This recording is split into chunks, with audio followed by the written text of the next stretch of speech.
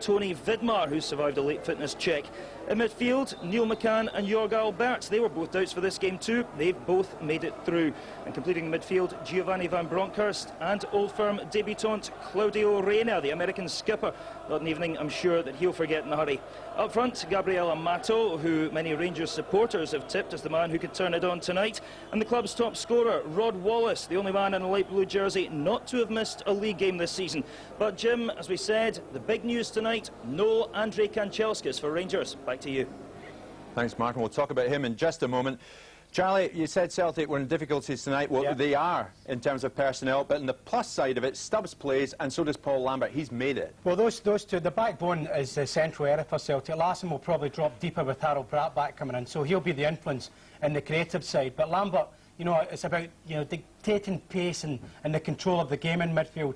I think he was taking injections this week to try and make it after a shoulder problem. So he's made it. So they can be happy with the backbone, but the problem will be the counter-attack, I think, for Celtic tonight. Rangers don't have to win. They don't have to force the game. Celtic have got to make the run in this game. Trevor, no Kanchelskis, how much of a loss is he for Rangers tonight? Well, you'd have to ask Dick Advocaat. We don't know if it's an injury problem or whether Dick's decided to pick a team that's going to do a certain job. Certainly the midfield looks a lot more solid with not having the two wingers. Kanchelskis on the right, normally McCann on the left. No Kanchelskis, so Reyna's in, Alberts is back, Van Bronckhorst, you expect him, that threesome there in the middle, and McCann's still on that left-hand side. We'll see how it goes, but Kanchelski's been doing well of late, so it will be a miss in some shape. Charlie, for Celtic, how important is Alan Stubbs tonight? How influential will he be, do you think? Oh, well, he's vital, because the one thing that there's always, you know, influential characters in about Old Firm matches.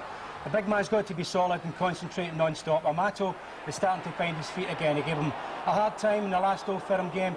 There's no doubt about that. But the big man has got the beautiful quality of distribution from the back, like these passes, great diagonal balls, which can cause problems.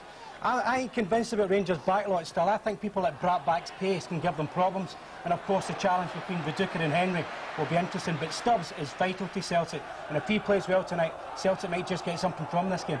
Stubbs wants to, Trevor, put on a big show tonight for Celtic because he has been unhappy. Big talk about him going south. Yeah, lots of rumours about Stubbs. But it is right. It's a big plus for Celtic that he's playing. As Charlie says, his distribution of the ball is quite exceptional. He's had a great season up until his injury. He was unfortunate to get that injury, but he's back and crucial for Celtic. I think if he hadn't been there, I think Rangers would have had a real go at Celtic. But as I say, his distribution, linking up, giving the ball to Lambert, and Lambert taking it forward from there is important to Celtic. All right, Trevor. Well, rival managers Joseph Venglos and Dick Advocaat were both new to the Old Firm atmosphere when they took on their respective posts last summer. They know all about it now, though. And here's what they had to say in the build-up to their most important head-to-head clash to date. You know, game is a very important game like we are going to play. It's always difficult, and with injured players it's more difficult. But I hope those who will play, they will play well. Our team has to bring in a better performance than we did there with the 5-1, and we know that. There will be a total different commitment than we brought in that day. So I don't think both teams, quality-wise, are a big difference between each other, so the best team will win. From our point of view, we are ready to play, to work hard, and I am sure ability of the players are really high, and they will produce really good performance. If you're a football player, if you work for Sky or as a manager, you're looking forward to that kind of games, and me too. They are playing from their professional pride, and their qualities are high, the same opposition, and I think that full stadium, full house, I am sure they will see very exciting and competitive game.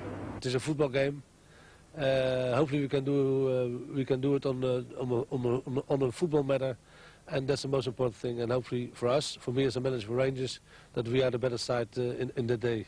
We are not going to speak about the defeat before the game, and you know that you play those games, and each derby is unpredictable, and a sportive form of the day, it will be most important one. There's only one thing: we have to get a result, and we will go out with a good spirit. You can expect that, but you can expect that from Celtic as well. Hopefully it will be an exciting game. The thoughts of the two managers, well, the atmosphere, as you can expect, building good style at Celtic Park. Celtic have had some great moments against Rangers this season. And Rangers have yet to win in this fixture. When we come back, we'll look at key moments between the two.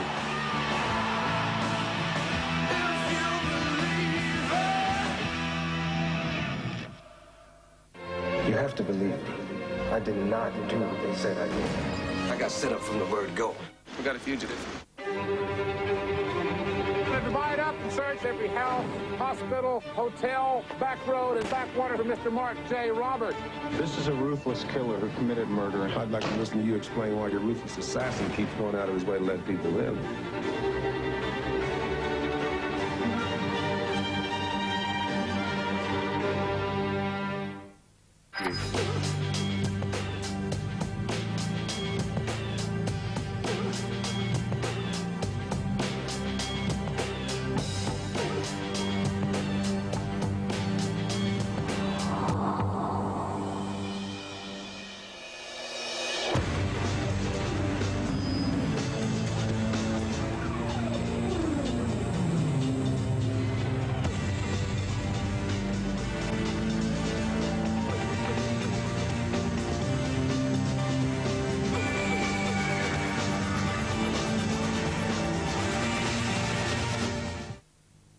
A revolution in strength and shine. Fructus from Laboratoire Garnier. The first fortifying shampoo with active fruit concentrate. Garnier Fructus. It's proven the concentrate of vitamins and deep-acting fruit acids makes hair up to twice as strong. See the shine. Feel the strength. Or your money back. Fructus. Formulated and controlled by Laboratoire Garnier. There's something amazing going on at Boots Opticians. A quite unbelievable half-price frame sale. A sale that all Boots brand frames want to be in. A sale so good, even some designer frames want to be part of it.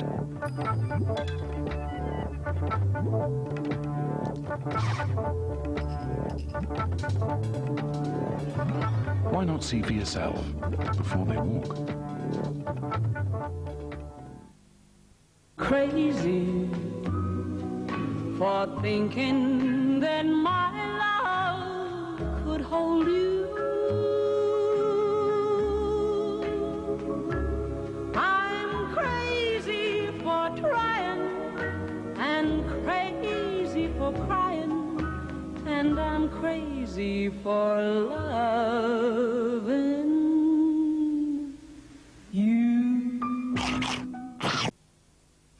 DIY. Why do we do it? The answer's simple. We want a great-looking home without spending a fortune. So, we need somewhere that, A, gives us a bit of inspiration, and B, sells everything we need. That'll be these guys. Focus and Do It All have got together, which means you get loads of choice, and best of all, great prices, which is just as well, because we're already planning the next room. Focus, Do It All. Together, great choice, great value.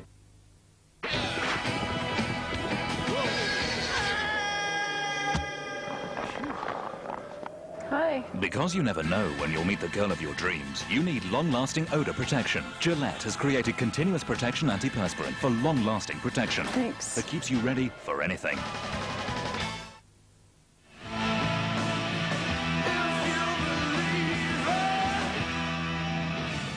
Live cricket coming up for you next week with 3 World Cup warm-up games. On Friday, England take on Kent. On Saturday, it's Australia against Glamorgan. And then next Sunday, it's England against Essex. 3 games all live, only on Sky Sports. Tonight, the Scottish Championship is on the line when Celtic meet Rangers. And the big names in the game are attracted to Celtic Park tonight for this big match. Alan Shearer, the Newcastle skipper, he's here. Pat Bonner, a great favourite with the Celtic support. Aston Villa boss John Gregory arriving tonight. It's a real who's who. There's Shay Given, the Newcastle goalkeeper, ex-Celtic of course. And Big Pierre Van Hooijdonk back in town, wearing Celtic colours if you please. Well, it's one of the oldest fixtures in football. 251 times they've met in the league alone, and Rangers are looking for their 100th win. Just under two-thirds of Celtic's league wins have come at home. Well, Celtic fans, of course, are here in big, big numbers tonight, hugely outnumbering Rangers supporters.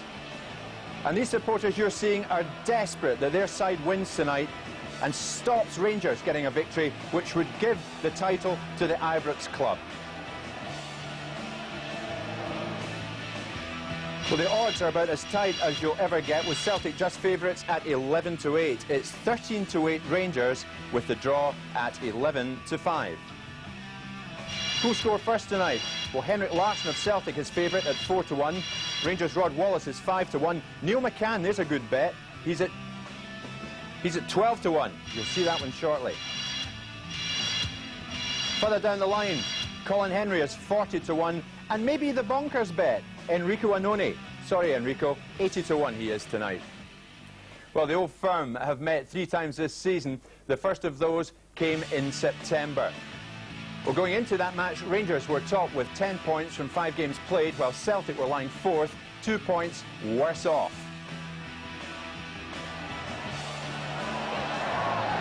Larsson knocked it down, and Burnley! No wonder the hands go on the head. Here's Wallace, and that's a decent cross for Amato!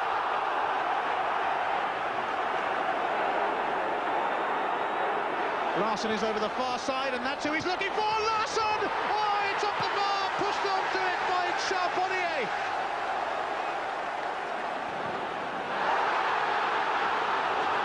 Here goes Alberts, steaming towards goal. George Alberts, he sets up Rod Wallace. Oh, and Wallace was crowded out. Here's Wallace, and here's Amato. And Gould, has he done enough to smother him? He just about has, you know.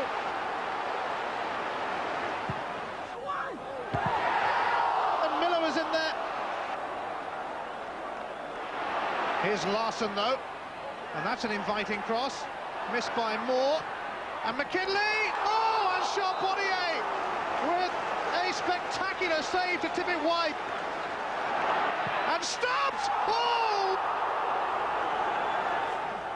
And Ian Crocker, right over the Richter scale that night. 0-0 it finished, Charlie. Yep. But that was different to what we'd seen before, wasn't it? Because both coaches were setting out their stall that night. Well, very much so. I mean, the European influence was there in bigfold. I mean, there was something like nearly 40 attempts in goal that night, Jim, for a 0-0 Old Firm game.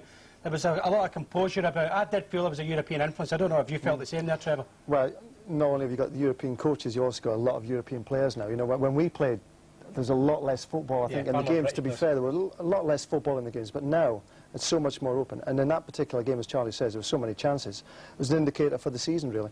And it's just gone on, and the games that followed have been great as well. Yeah, yes, but I think they've been constantly exciting, Jim, and I think we'll get the same again tonight. Well, by the time the sides met in November, Rangers had established a 10-point lead. With 14 games gone, they were still top, while Celtic had improved to 3rd place. Rangers were hot favourites, and then this happened.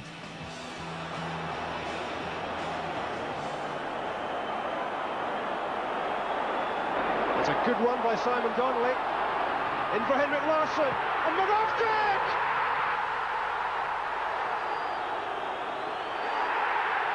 It's a red card. Scott Wilson is sent off.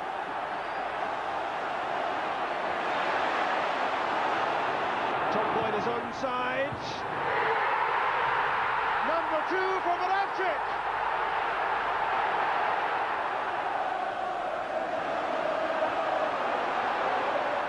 Pass from Donnelly for Henrik Larsson.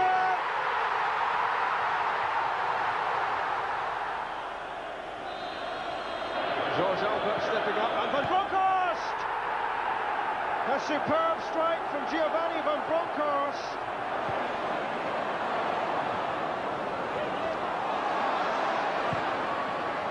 From Philadelphia and Henrik Larsson. There's some room here for Henrik Larsson. Tom Boyd is getting up in support of him. Birchall is there as well. Here's Scott Birchall. That's number 5. Well, these Rangers fans, lucky enough to get tickets into Celtic Park tonight, they don't want to see a repeat of that scoreline. 5-1, Rangers were thrashed back in November. So, Charlie, what happened that night? Because it's only...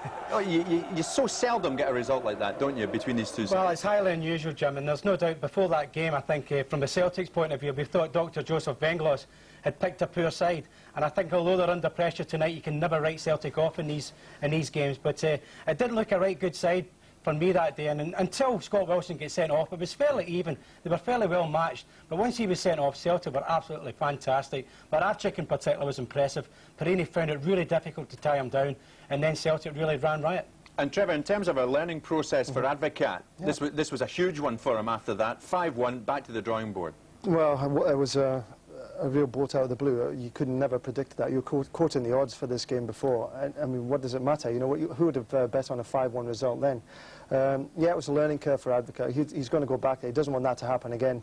Rangers have got the comfort of knowing they've got games after this where they can win the championship. But they don't want to go to Parkhead and disappoint. They've got to be a lot better. And, of course, the Scott Wilson incident was crucial. OK, well, at New Year, the gap was still at 10 points. With 20 games gone, Rangers were still top, with Kilmarnock clinging to second, and Celtic in third. Van Bronckhorst for the corner. Oh, and it's off the line.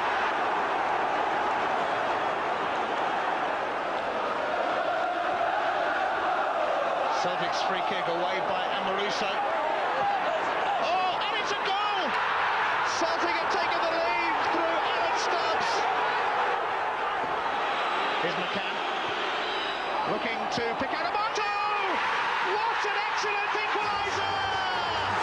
His first league goal for Rangers. What a match to score it in! That's a penalty kick for me.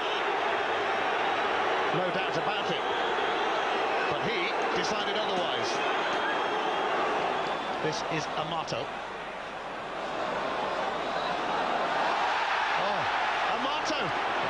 Sensational skills, and still he goes, and Wallace! And Rangers are in front!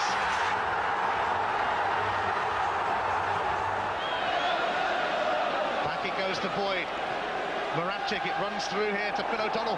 Back to Baravchik! Off the crossbar! And Larson for the rebound! Yes, it's in! Incredible! Henrik Larsson has made it 2-2.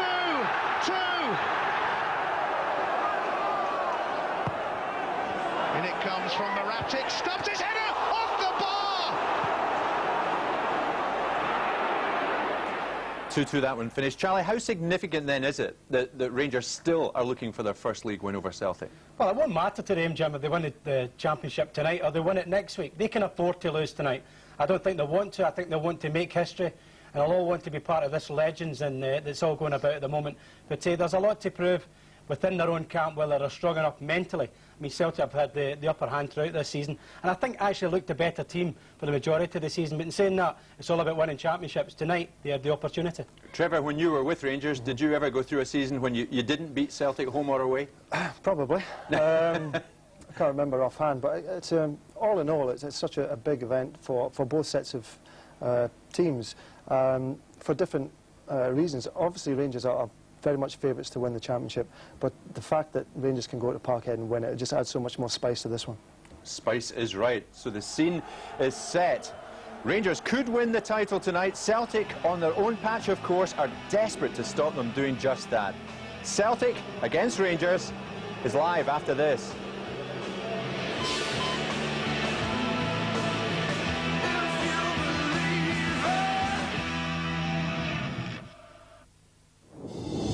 They come from all walks of life. We just point them in the right direction. We encourage them. 10,000, 3,000, 400, 100. It all helps. Through you, the National Lottery raises over £30 million a week for a range of causes, including £140,000 to improve facilities at the Terence Macmillan Stadium in London. Could this track produce a few more winners? Maybe. Just maybe. To find out how your area benefits, call 0845 910 0000. For safer overtaking, the new Honda Accord has one of the most powerful engines in its class. And yet, it's so quiet, it's as if it weren't there. The new Accord, technology you can enjoy from Honda.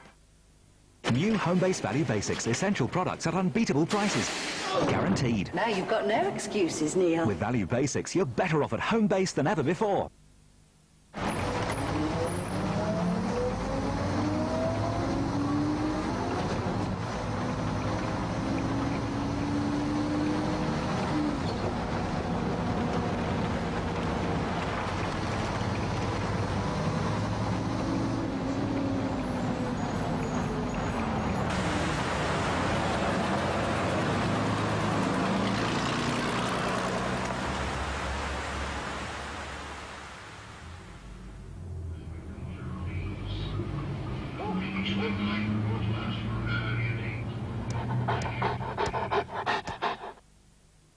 Stargate SG-1. The journey continues where the sci-fi blockbuster movie left off. The next mission, own it on video now.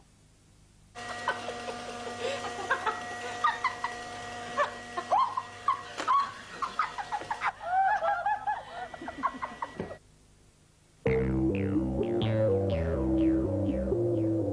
new Honda Accord gives you better protection inside. And yet, with lower emissions, it also helps protect everyone outside. The new Accord, technology you can enjoy from Honda. There is some rough, tough times ahead of us. The Super League is in full charge. Front runners, the Castleford Tigers, the Bradford Bulls come head-to-head at Weldon Road for a bank holiday showdown. Sensational! Then Salford, yet to win a game, face Wigan, who after their last 2 consecutive losses are out to get back on track. Oh, here we go! The Super League continues bank holiday Monday from midday, live on Sky Sports 1.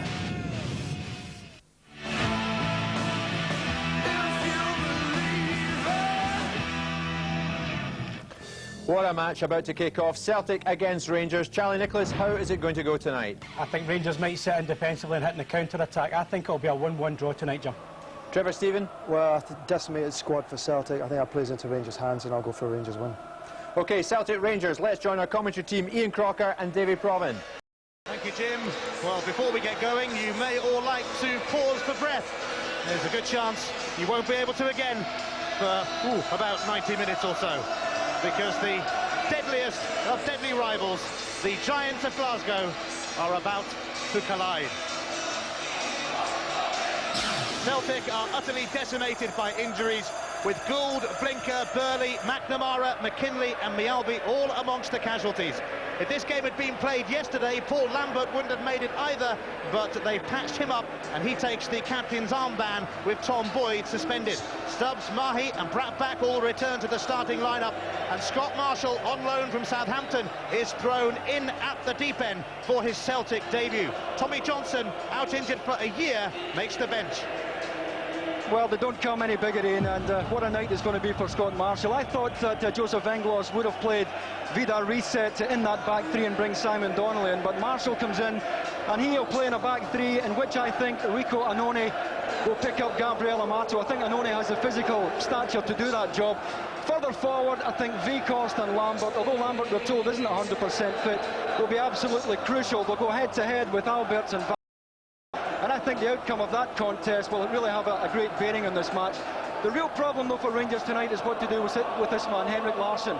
Normally plays one of a front two, playing in the hole tonight, much in the same position that Rod Wallace will play for Rangers. And it gives Dick Advocaat a decision to make. Does he let Larsson roam in that area, or does he go man for man on him?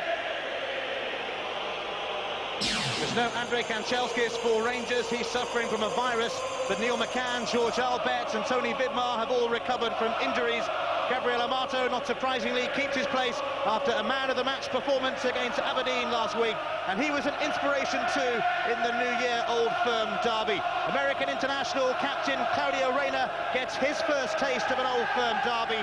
He's been itching for this day, but then haven't we all? Yeah, It looks to be a straight 4-4-1-1 system by Dick Advocaat. He finished with a 3 against Aberdeen last Sunday, starts with a 4 tonight, and I would expect to see Colin Hendry pick up Marco Viduka. We know the physical presence that Viduka has, and we all saw what a marvellous job Hendry did on Oliver Bierhoff in Bremen in midweek. I think Hendry will pick him up. This man here, Claudio Reyna, we're told was an anchor man in midfield. I think he may start right, but it wouldn't surprise me if he takes the full shift in here, plays in front of his back four, and picks up Henrik Larsson. Neil McCann, wide left, will be the out ball for Rangers tonight, and I think as much as possible they'll try to get him tramping on to be the reset. You are about to witness something rather special. The Old Firm derby. Wonderful to watch. This showdown will be watched indeed by millions of people in almost 120 countries around the globe. Such is the magnitude of this match. It's one of the biggest fixtures in world football. It's always a momentous occasion when these two meet, but today, of course, there's a tantalising twist in the tale. Victory for Rangers would clinch the championship, and on the ground of their fierce rivals. The Celtic fans, Rangers reclaiming the title would be bad enough, but to do it here, we're talking worst nightmares. But how the blue side of Glasgow would relish the moment if it does happen. It could be a derby day that will be talked about forever. A day that may deserve its own chapter in the enticing, intriguing, amazing story of Old Firm rivalry. Just soak up a little of the awesome atmosphere.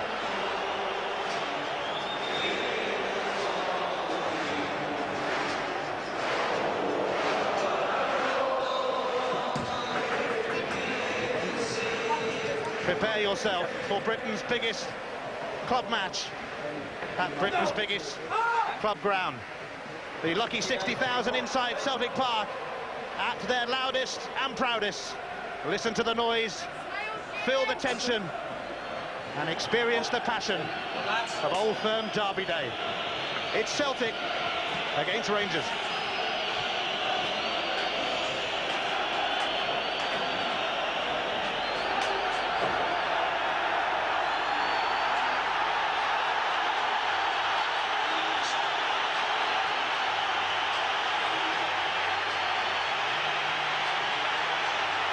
Evening is upon us.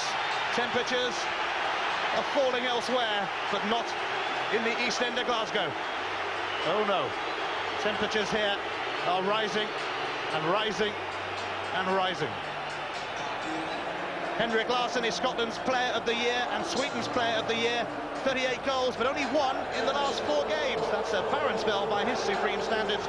Rangers, though, will dread the dreadlocks today. Rod Wallace has enjoyed his best scoring season ever, 26 in his first season in Scotland. Is he about to add a Scottish title to the English title he won with Leeds United? What a day to make your debut. Scott Marshall, on loan from Southampton, takes his Celtic bow. It's only his 3rd appearance of the season. In his 2 games for the Saints earlier in the campaign, he managed to score a goal in each. Sadly, they were own goals. Hugh Dallas was in charge of Rangers' last league victory over Celtic here, on their way to 9 in a row a couple of seasons ago. 8 yellow cards, 2 red cards in that game. Just your typical Old Firm fare. He'll also referee the Scottish Cup final between these teams at the end of the month.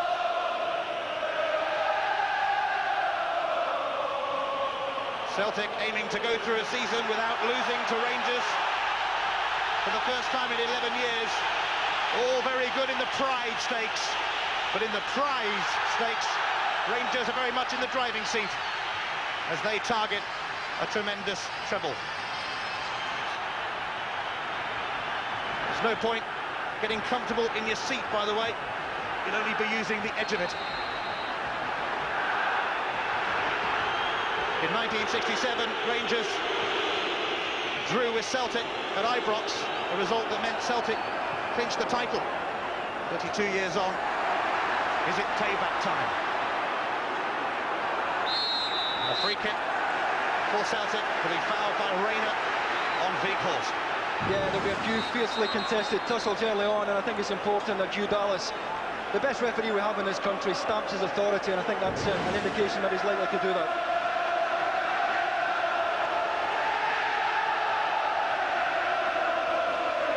Stefan Mahi taking on Perini. Mario Reina there as well. Still Mahi.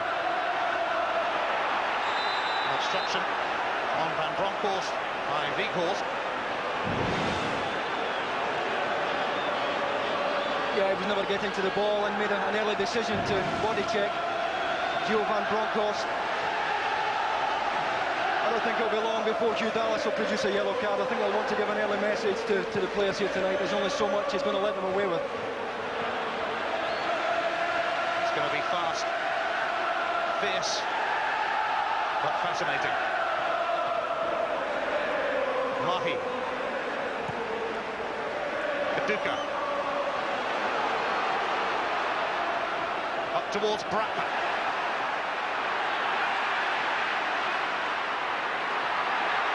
Vidmar was impeded by Kaduka. Yeah, certainly was impeded there. You see the physical strength of Marco Viduka here. And clearly using the arm to fend off Tony Vidmar. Neil McCann has actually started this game playing through the middle, much the same role that he played for Scotland against the Czech Republic on this very ground just a couple of weeks ago. Viduka and Vidmar opponents today, but teammates at international level with Australia.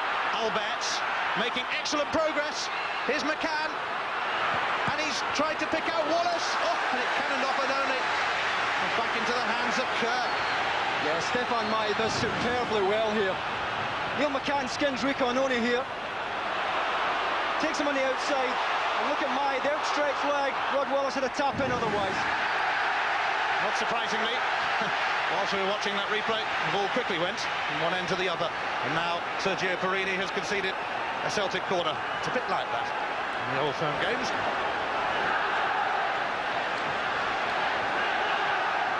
Stefan Klos, who hasn't looked at his most comfortable on crosses. As the likes of Stubbs to contend with here. As Weghorst prepares to swing the corner in. But he won't be able to do it yet because the referee has spotted a bit of over-the-top jostling.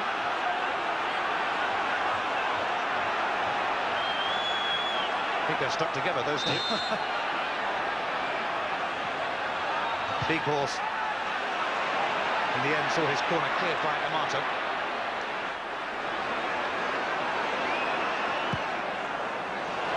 Weghorst with a real high-hanging cross. Cross managed to punch it clear. And a free kick now going to Rangers. Lambert penalised. Yeah, well, we're all surprised that Paul Lambert was going to play in this game in the first place here. Really not 100% fit, and he catches Rod Wallace just as he's going down there. It's a trailing leg.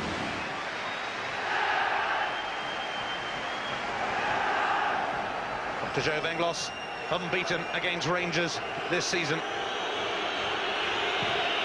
It's 11 years since Celtic managed to go through a campaign without losing to their arch rivals in the league.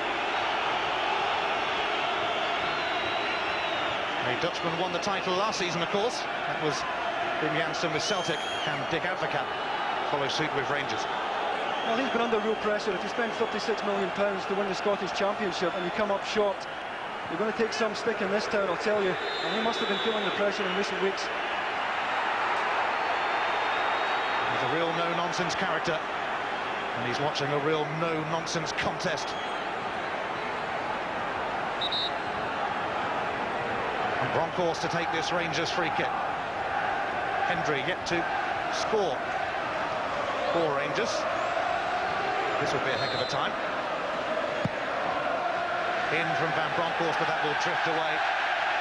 Disappointingly from a Rangers point of view, but delightfully from a Celtic point of view. Yeah, it was a chance to put Stuart Kerr under pressure, and he still really has to get his first touch in the game. And it was just played in too deep there by Giovanni Van Bronckhorst. It's a chance for Stuart Kerr to get his gloves on the ball for the first time. Stuart Kerr called upon for the last 3 games because of an injury to Jonathan Gould.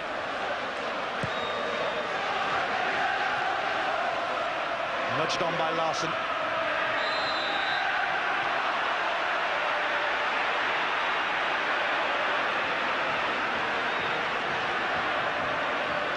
Reina.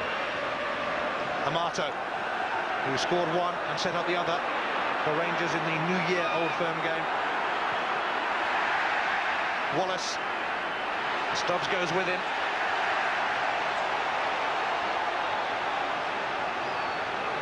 Yeah, he looked sharp enough here, Alan Stubbs, on Rod Wallace with the challenge. But one of just a number of Celtic players who must be sort of full match fitness. Perini's long throw. Perini again. Ball won back fairly. Larsson unable to make much progress. McCann. Stubbs being watched by the Aston Villa manager John Gregory today.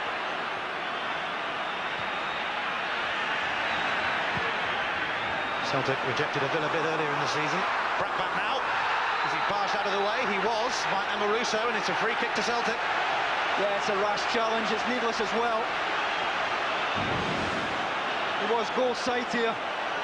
Lorenzo Amoruso. This, in fact, was Vida reset.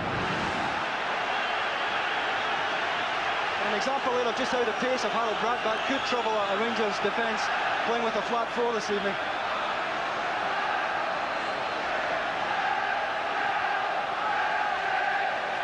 Plenty of big men in the box for Henrik Larsson to aim for. The likes of Viduka and Weghorst and Brackback and Stubbs. It's towards the far stick. Just flicked away by Van Bronckhorst. A Celtic throw. And that's an easy catch for Stefan Klos. It's the usual frantic fare so far. Magnificent to watch. What's it like to play in? I'll tell you what, it's almost impossible to describe it, and you never become immune to this fixture or this atmosphere. It really is special, and even driving through the town tonight, you knew there was something special on. And once again, Dick Advocat has foxed us all by playing Neil McCann through the middle. For a man who normally relies so much on natural width, he's sacrificed it completely tonight with Neil McCann playing through the middle, and of course the absence of the Andre Kanchelskis because of a virus. Totally changed Rangers' side this evening. Mistake by a reset, though, has given Rangers possession with Perini. Hendry, magnificent for Scotland in Germany in midweek. McCann. Celtic fans near him cried handball. McCann's got away. And he gets there. Alan Stubbs.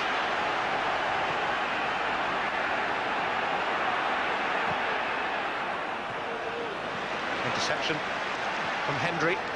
Claudio Reina, Captain America, skipper of the USA. Free kick to Rangers. Weghorst that time doing the impeding. Yeah, he pulled him back, no question about that. Reina away on the right-hand side here.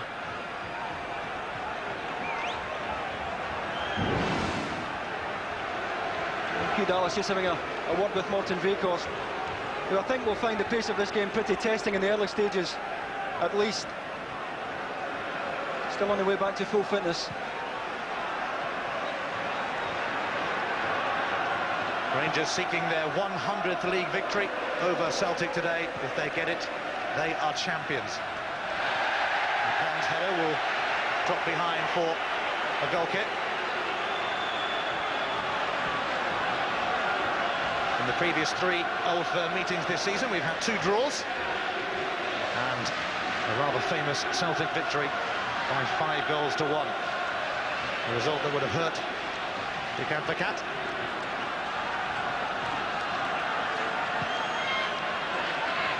Certainly hurt a few Rangers fans.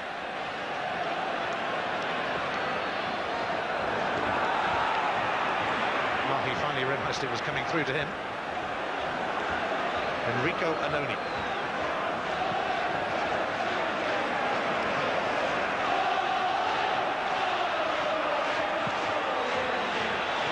was rather aimless from the Italian, although Bradbat's trying to make the best of a bad job. Away by Amoruso. It's not a bad area to hit, though, when you have somebody with Bradbat's pace. It does get defenders turning that kind of ball.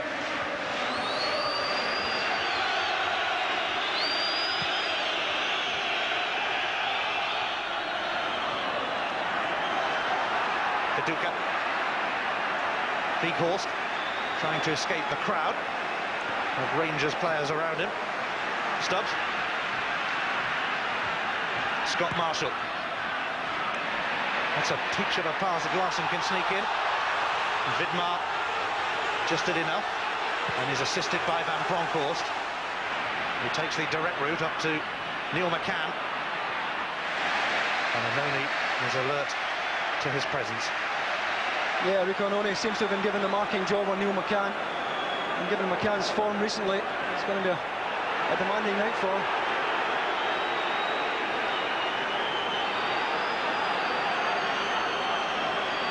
But he is very good at the man marking job. And clearly, he's done it many a time in Italy.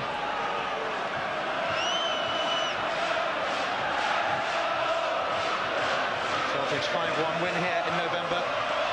It's their biggest victory over Rangers for 33 years.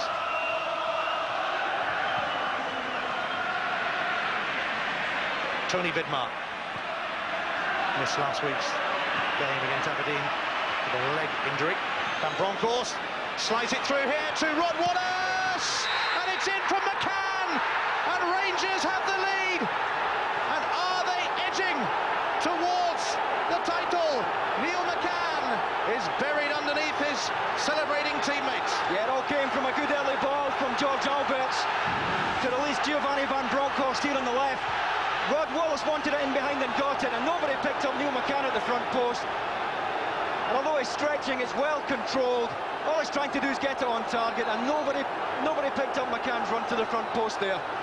A well-worked move by Rangers, and a good finish from Neil McCann, who looks as sharp as a tack tonight.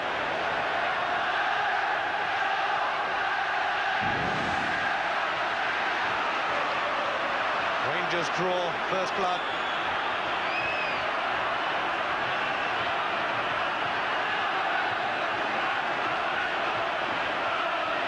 Vidmar.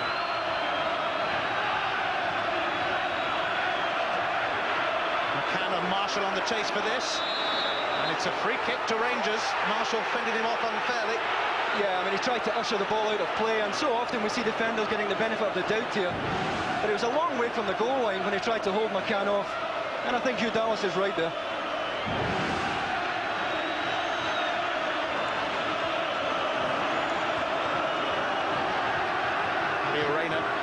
Will take this free kick, and Celtic on the rack a little bit here.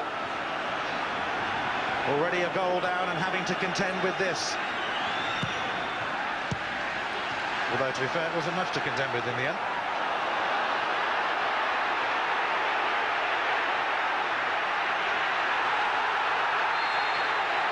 Another free kick going Rangers' way. Yeah, Harold Bradbat just getting a bit carried away in the early part of the match here. Rod Wallace just fending him off, and the arm goes over the neck of Rod Wallace. Wallace just using his body strength there to hold the Norwegian off.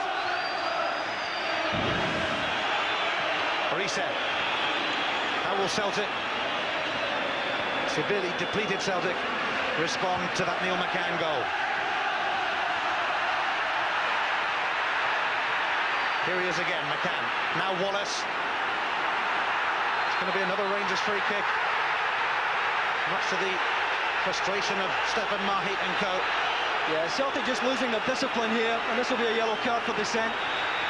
And I don't think it's for the challenge, I think it's for the mouthing afterwards.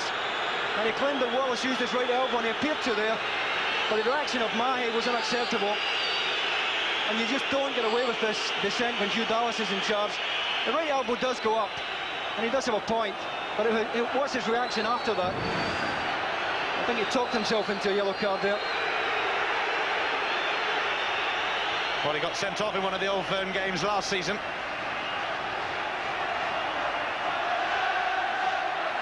Definite dissent from Mahit. First yellow card of the game. There's a chance there might be some more.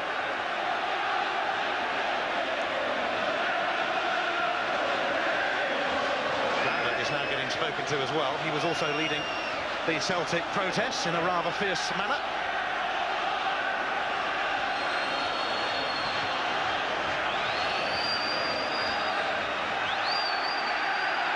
Alberts lining this one up.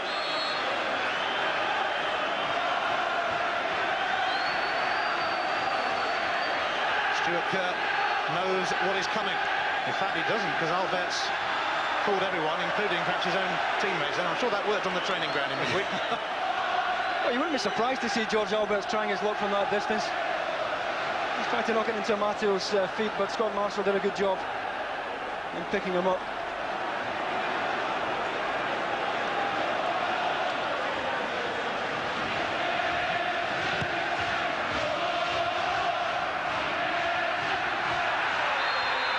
This time, it goes Celtic's way for Alberts' challenge.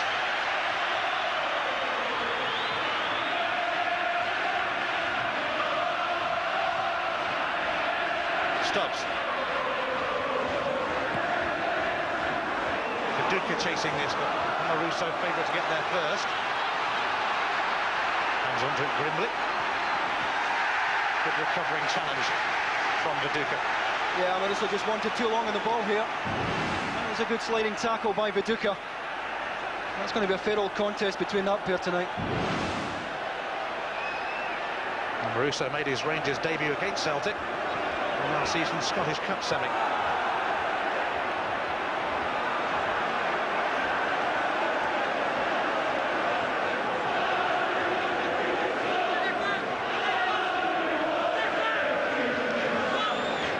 Goal by Neil McCann, the 116th Rangers have scored in all competitions this season. Only one club in Britain has managed more. Manchester United with 119. Alberts. Slipping it through here to Tony Vidmar. Celtic stretched again. Vidmar. Oh, it's eluded everyone. Oh, what a chance, Rangers getting to the byline again. And it was Vidar Reset that was caught with the ball inside them there.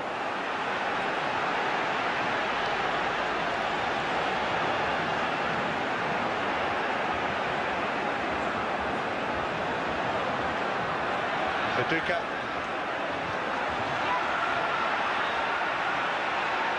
Alberts.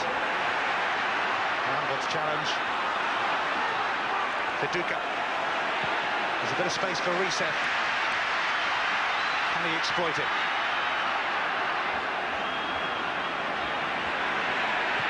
Mahi. Mahi. He's inside Perini. Stephen Mahi. And Kloss just got his fingertips to that. It looked for a moment like it might sneak through. Yeah, he did well to work the space. He just wrong foots Perini here, but he's coming onto his weaker right side. And it's not, in all honesty, an effort that was going to beat Stefan Kloss. Here's Mr. Versatile, Vidar Reset. Played in every position, bar keeper in his career. Wouldn't be surprised if that happened one day. Larson. Back the only man in the middle at the moment. Viduka, and here's Weghorst! Oh! A matter of an inch, perhaps. Well, he timed his forward run to perfection here. And he's in behind Tony Vidmar. Stefan Kloss closes him down quickly, but he has to hit the target there. He has to at least Stefan Kloss make a save, and he's dragged it wide. But more encouraging from Celtic, both in the chance that Stefan Mai had a moment ago, and now Morten Weghorst.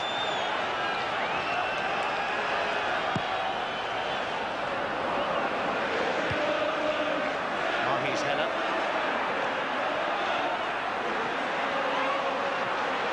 Lovely touch that from McCann. It's released. Rod Wallace. Amato and McCann in the middle. Here's McCann again.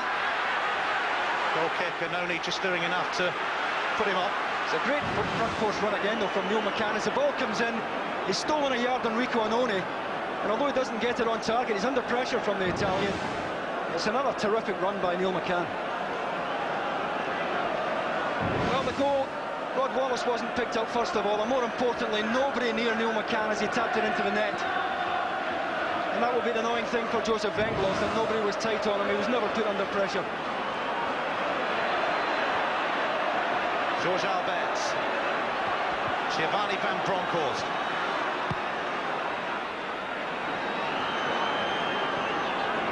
That McCann goal, only the 8th Celtic have conceded at home in the league this season.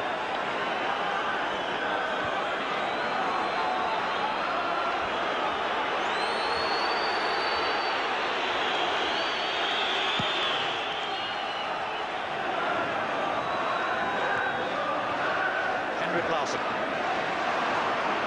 Reset. Viduka. Tussling and tangling with Amoruso again.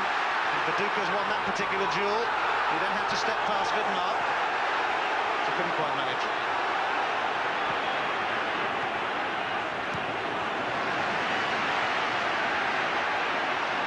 It's 100 miles per hour.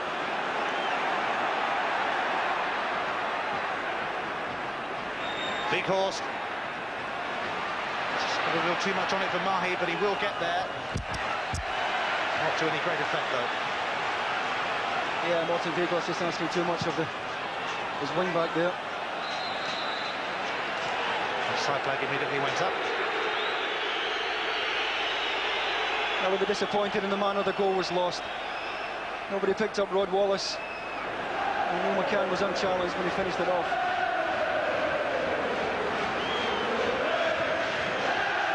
Stubbs' free kick, powerfully met by Amoruso.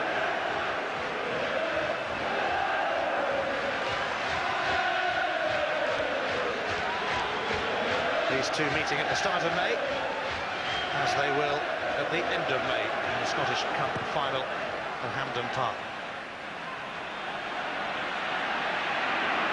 Bradback. Mahi.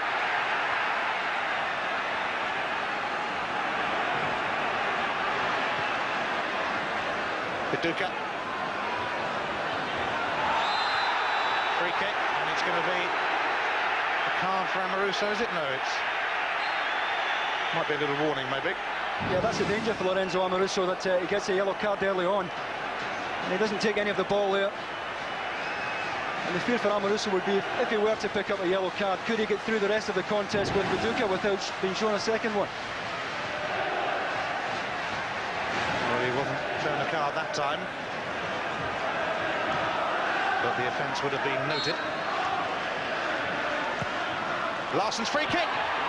Bradback was the nearest man to it, but it was headed away by Hendrick. Anoni.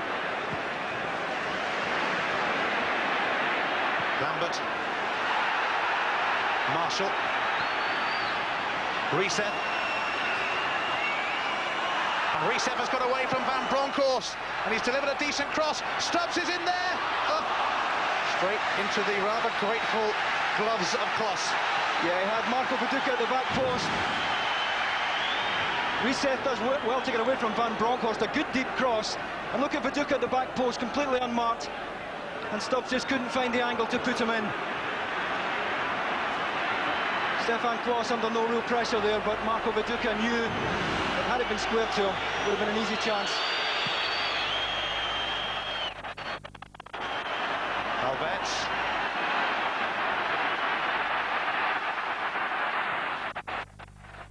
Marshall.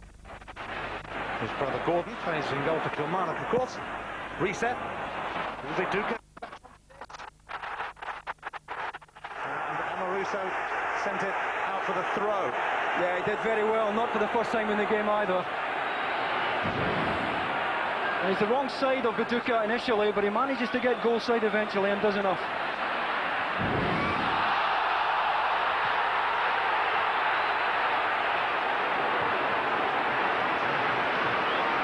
Stubbs. Recently returned from a bad ankle injury. Mahi back from injury himself. Bradback. Weghorst. Bradback. Stepping his way through, Howard Bradback. trying to be a little too ambitious. McCann, such a live wire.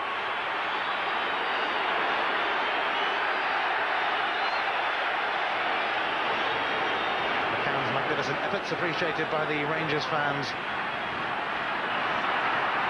Alberts broke his toe a couple of weeks ago, but you have to have more than a broken toe to miss out on a game like this.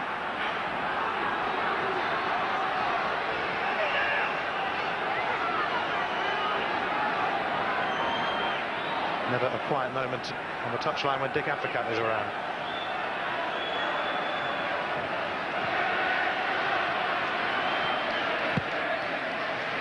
Here's clearance, goes straight to Perini. Reina. Now reset. Celtic fans trying to urge their team on. Larsson. Viduka putting himself about.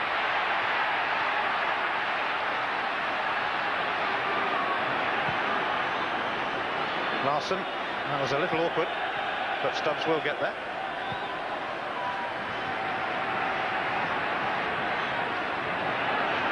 Morten Weghorst. Now Mahi. Viduka is shaken off. Amoruso. Lovely touch to Mahi. And the flag is up for a free kick. The flag went up. Well, the flag went up early, I thought, for offside here. And it is offside, I think. Good reverse ball here from... And it's very, very tight, very tight. Tony Vidmar may have been level with him. I think he's fractionally offside.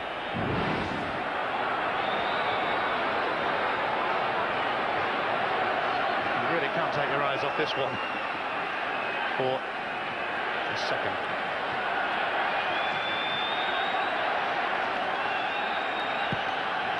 Rangers champions 47 times. Celtic 36. Come out, and he does. Yeah, he's always quick enough off his line, Stefan Klos. Plays more or less as a sweeper at times. Wallace just overran it, and that allowed Marshall to make the challenge. And Bronkhorst steamed in, mind you. Vidmar deciding on a change of scenery. Out he goes to the right, and Perini. Amato. Weghorst getting stuck into him. And the outcome of that little skirmish is a Rangers free kick. Yeah, you just don't get this kind of time on the ball in this particular match. Gabriel Amato was dwelling on it. It's caught late there by Rico Annoni, but I think at times he is wanting too much time on the ball.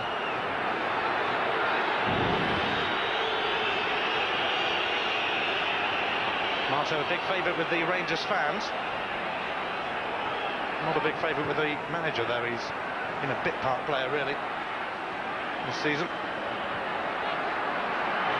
Claudio Reina. He gets his cross in. It's Vidmar rising. Put away by Stefan Mahi. Larsson. Vidal Risa.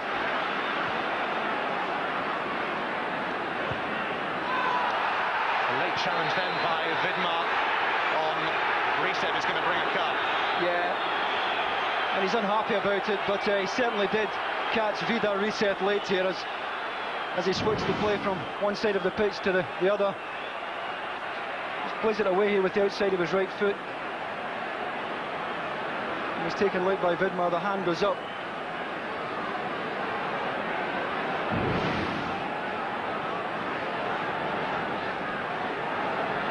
Well, Vidal Risa. Well, Perini is also down as the ball went over towards the touchline. He was challenged as well. Risa now on his feet. Perini about to follow suit.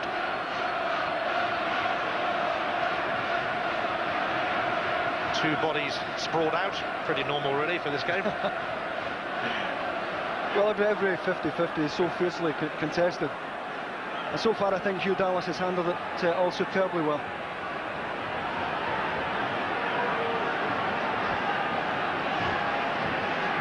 Confirmation of Tony Bidmar's yellow card, joining Stefan Mahi in Hugh Dallas's notebook of naughty names. Here is Mahi. And a foul by McCann. Well, Stefan Mahi has to calm down here. And more often than not, it's his mouth that gets him into bother. He's off. It's Mahi, I think, for his retaliation then and his dissent. Just as you were saying, Davey, that he should learn to keep his mouth shut. He's gone back to have a pop at Hugh Dallas, and his teammates have got to get Stefan Mahi away because he's losing it here big time. Yeah, he's losing it. He's also losing it for his teammates as well, because he's left Celtic with a real uphill struggle now. McCann booked for the initial challenge, and Mahi was entitled to be unhappy with it, but his reaction was completely unacceptable, and Celtic have to get him out of there. Stefan Mahi is sent off in an Old Firm match for the second season running. 2 yellow cards, both for dissent, and that is simply foolish. Well, this isn't a young boy we're talking about here. This is a seasoned professional. And he knows the implications of being sent off. And it was a late tackle from Neil McCann here. Mahi had won the ball. He just tries to check back here, Mahi. And he's caught late, fair enough. But you have to get on with it. And it's something he says to Hugh Dallas here. And he's telling Hugh Dallas he has to boot Neil McCann.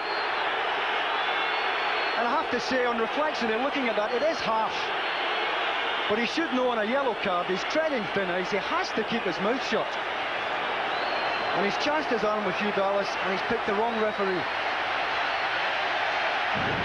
Well, everybody is so fired up for an occasion like this.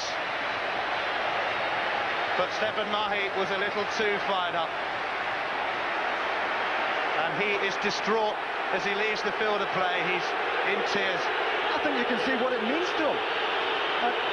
You have to draw the line though between wearing your heart on your sleeve and losing it. And he just lost it there completely. So Celtic are down to 10 men. Oh, it's Stefan Klos. And here's reset. The initial header from Stubbs, saved by the keeper, and then scrambled behind. Oh, it's the chance for reset, though. That was the real chance. Klos did well to get across the Stubbs header. Golden chance for reset as it breaks to him, though. Klos under pressure, and he snatched at it and took his eye off it.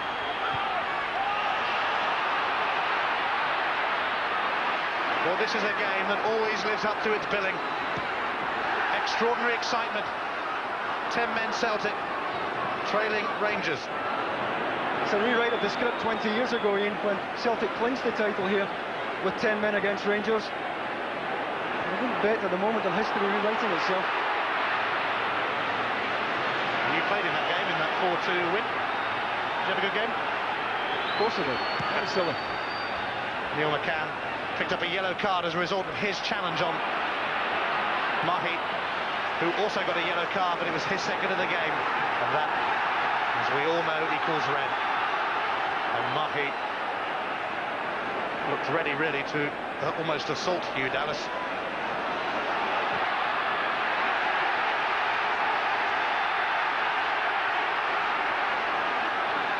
Quiet evening for Hugh, then? I think it's a harsh sending off, but I think Stefan Mahi should have known better to get involved in the first place.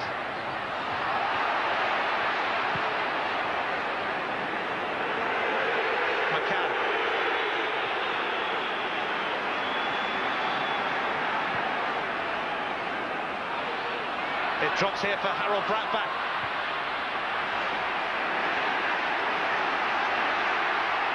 Larsson.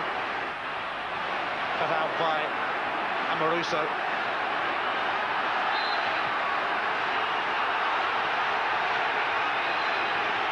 Well, it's been remarkable stuff so far. And it promises to get even more fiery.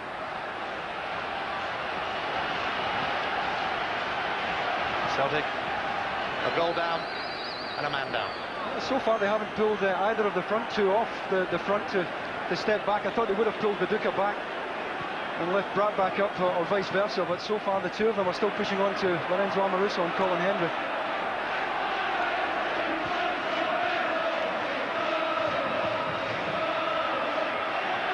Marshall, reset. It's back to Scott Marshall. Reset flicked it on.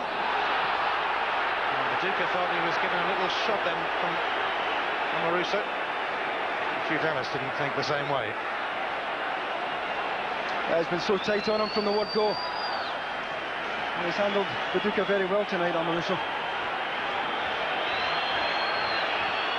Bit of a battle of the heavyweights.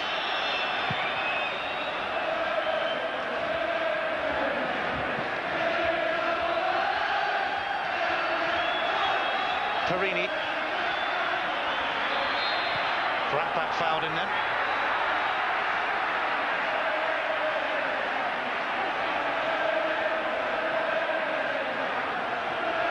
Inside the last 10 minutes of the first half. Can't believe it's gone that quickly, actually. Maybe I should be used to it by now. Bigmar.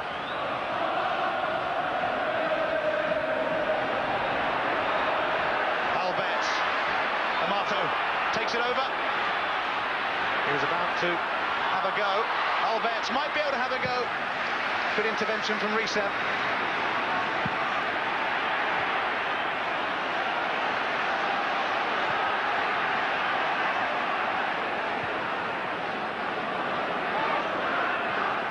Reset smuggled it through to Larson.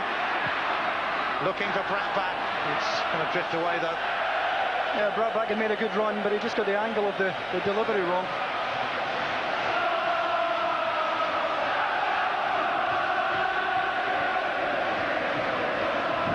This was the moment that mattered. Rod Wallace not picked up. Neil McCann attacks the front post. And Rico Annoni can't get to him. And he's stretching. There's still a bit of work to do as the ball comes across. This, in fact, was a sending off. And it's a late tackle, there's no question about that by Neil McCann. But Stefan Mai already on a yellow card. And the one referee you don't get away with this with is Hugh Dallas. Alan Stubbs. Reset.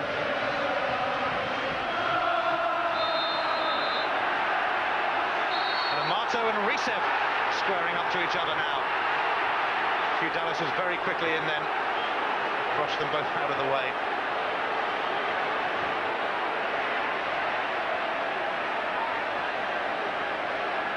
Stubbs will take the free kick.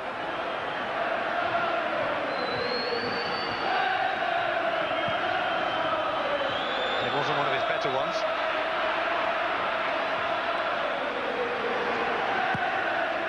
Perini up towards Claudio Reyna, but Annoni came across, made it his, couldn't keep it in though.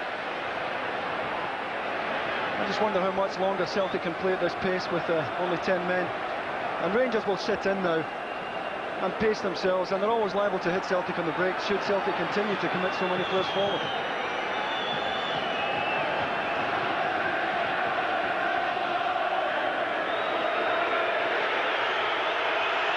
Well, in the 5-1 Celtic victory here in November, Rangers had a player sent off in the first half, Scott Wilson.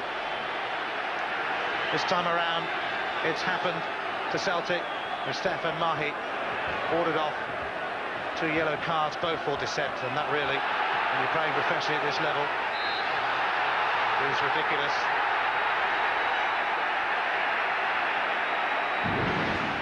Yeah, Sergio Perini was just away there from Morten Vekost, and late challenge from Vekost.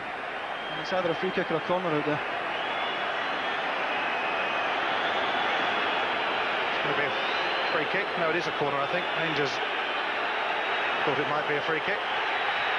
Hugh Dallas just telling Van Bronckhorst that we have to go back a couple of yards. Oh, it is a free kick after all. I'll take it all back. Oh no, we've got a supporter on the pitch here. Oh dear. The stewards are quickly on. And this really is what was feared a little, but with this game being shown around the globe, Just what we didn't need. It's quickly been dealt with, to be fair.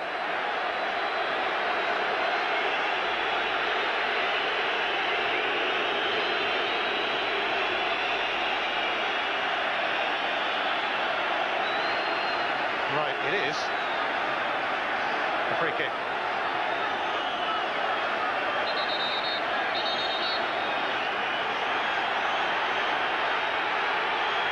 It's going to be taken eventually, I promise you. Oh, Hugh Dallas has been hit here. Hugh Dallas has been hit by something. And these are shocking scenes at Celtic Park. Well, they put us all to shame, these scenes, Ian, and however hard we try to clean it up, the atmosphere at this fixture is nothing short of poisonous at times. And if you have people as irresponsible as this, what can you do with them? And Hugh Dallas out there for 250 quid or whatever, and he hardly deserves that, does he? Not only that, he's done a very good job under difficult circumstances so far in this game.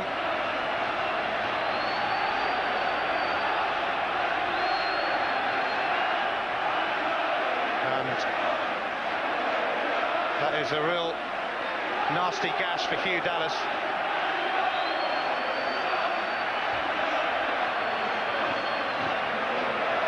He'll be patched up and he'll get on with it, I would imagine. Well, returning to football matters, a reminder that tomorrow we go from the top two in Scotland to the bottom two. Hearts against Dunfermline. Vital contest in the battle for survival. 5 o'clock, Sky Sports 1 tomorrow.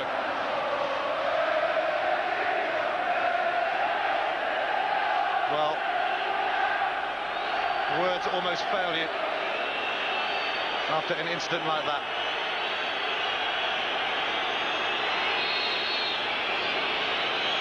Van Bronckhorst with the free kick. And a penalty has been given, I think. Vidmar went down. A recess challenge on him and a penalty.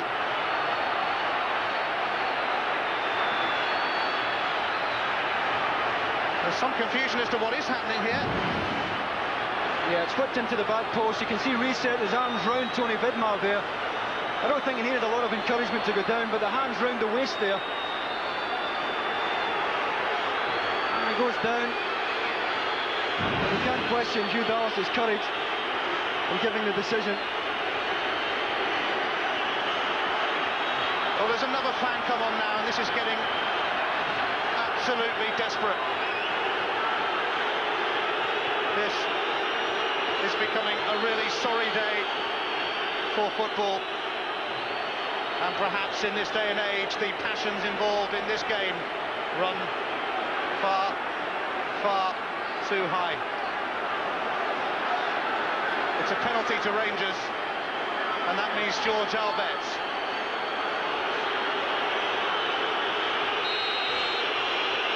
Up steps the hammer, but he doesn't hammer it. He's side-footed into the corner, and Rangers are closing in on the new Scottish Premier League trophy. Yeah, the perfect penalty there from George Albertz. Didn't go for power, went for precision this time, and just knocked it inside the left-hand post. Fine penalty. Stuart Kerr guessing the wrong way. Good penalty from Albertz. And we have some more commotion, I'm afraid. Yes, I'm afraid whilst we're watching that, fan has come onto the pitch at the end where Stuart Kerr's goal is. George Albertz with his 19th of the season, but the football, I'm afraid, is becoming incidental because fans are running on left, right and centre, being carted off by police and stewards. The referee, Hugh Dallas, hit by an object, perhaps a coin, and he needed to be patched up with blood pouring from a wound. What can you say, David?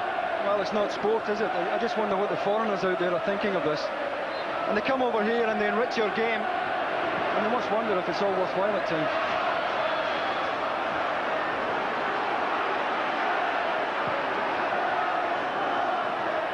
Rangers are heading towards the championship here. but remarkably, that might not make the headlines. Perhaps sadly, more than remarkably.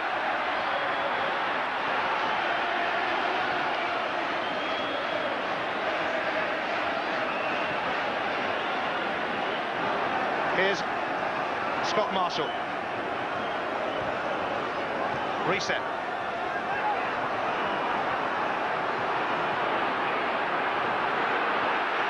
McCann.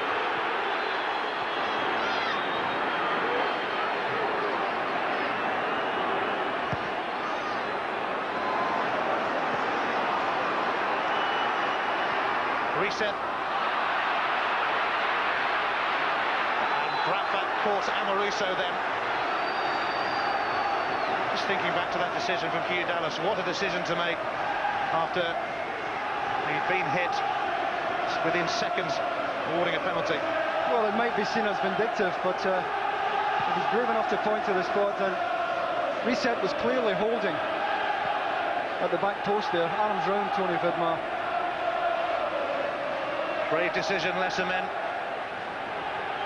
might not have made it. No question, the moment that mattered, though, the sending off of Stefan Mahi. That is when this game turned.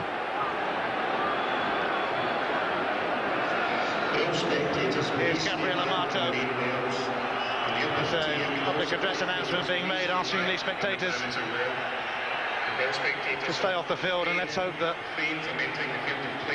that situation has calmed down a bit and that we can return to the football.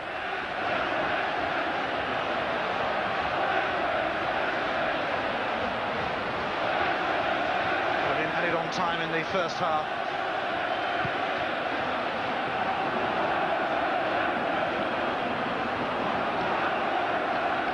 Stubbs. Away by Amoruso. Marshall.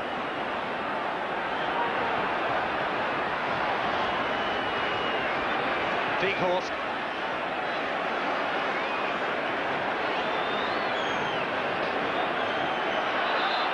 That was a handball by Rod Wallace. Celtic need one before half-time if they're to have any chance at all.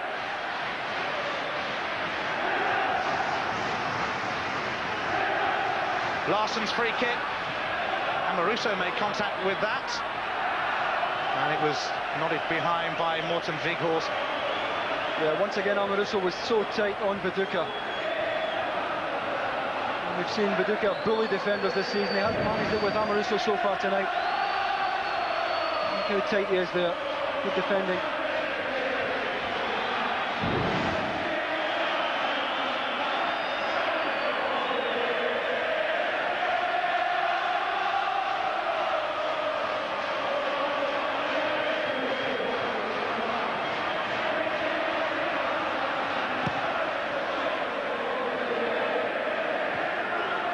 Weghorst header that time.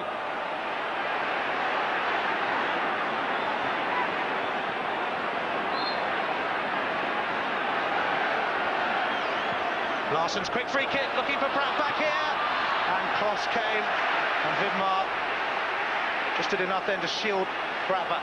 Yeah, it was a good run from Bradback. He stole in behind Amoruso there. Good delivery from Larsson, and Kloss once again did well.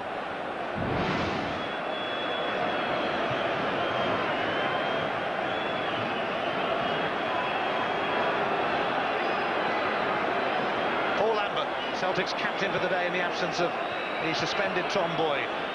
Reset.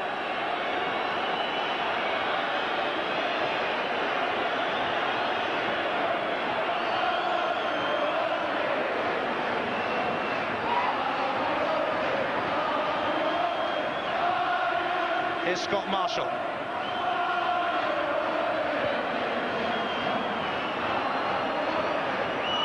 These two teams between them have accounted for the last 13 Scottish championships.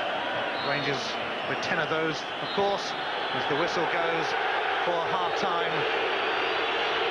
And sadly, for Scottish football and the game in general, Hugh Dallas, the referee, was hit by an object, it seemed, and he needed treatment with blood streaming from a head wound.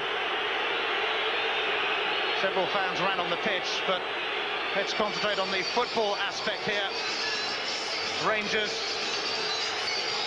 have the title in their sights after Neil McCann prodded in Rod Wallace's cross. And then just after Hugh Dallas had been hit and had treatment, he made the very brave decision of awarding a penalty for recess challenge there on Vidmar. Georges Albert was cool, calm and composed. Not many others have been, sadly, inside Celtic Park this evening. At half-time in this old firm derby, it's Celtic 0, Rangers 2.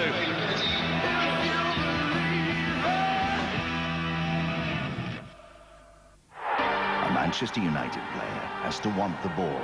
He's a player with imagination, someone who sees the whole picture. Now, 4 years on, Ferguson's United are at their peak and aiming for the treble. He knows they've got what it takes in the race for the title.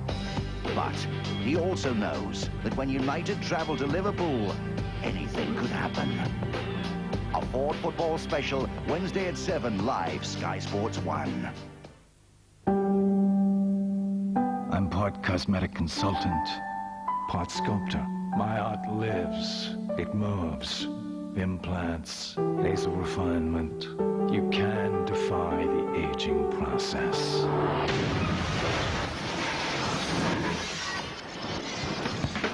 What's more important, improving your looks or driving the safest car in its class? The new Renault Megane. Stay beautiful.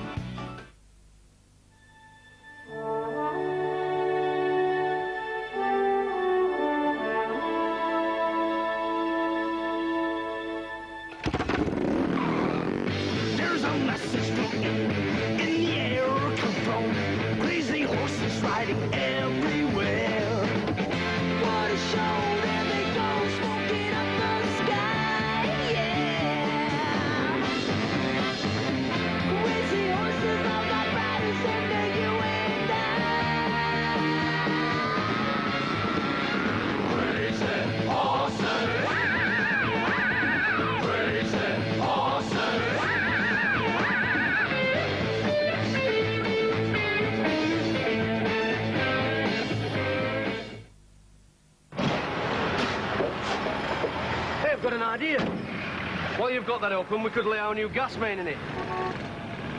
What a good idea. That would save digging a road up again and causing the public more inconvenience. Excuse me, mate. You won't mind if we stuck a cable in there at the same time, would you? The more the merrier. I've got a phone line. Anyone else? How refreshing. How Heineken.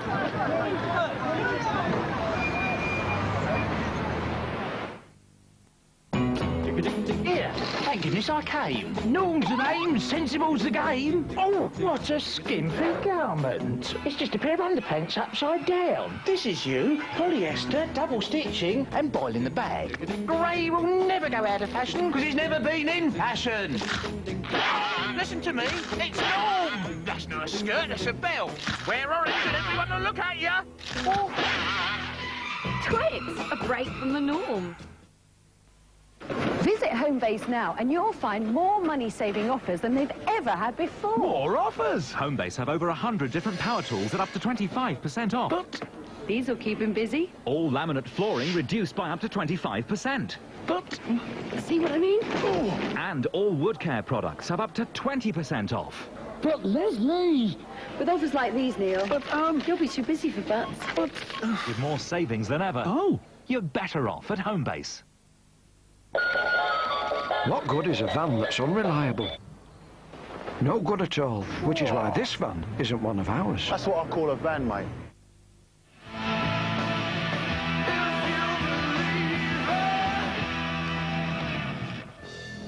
A big day of live sport coming up for you tomorrow. There's live Super League at midday, Castleford against Bradford, and live cricket at 1:30, Hampshire against Warwickshire.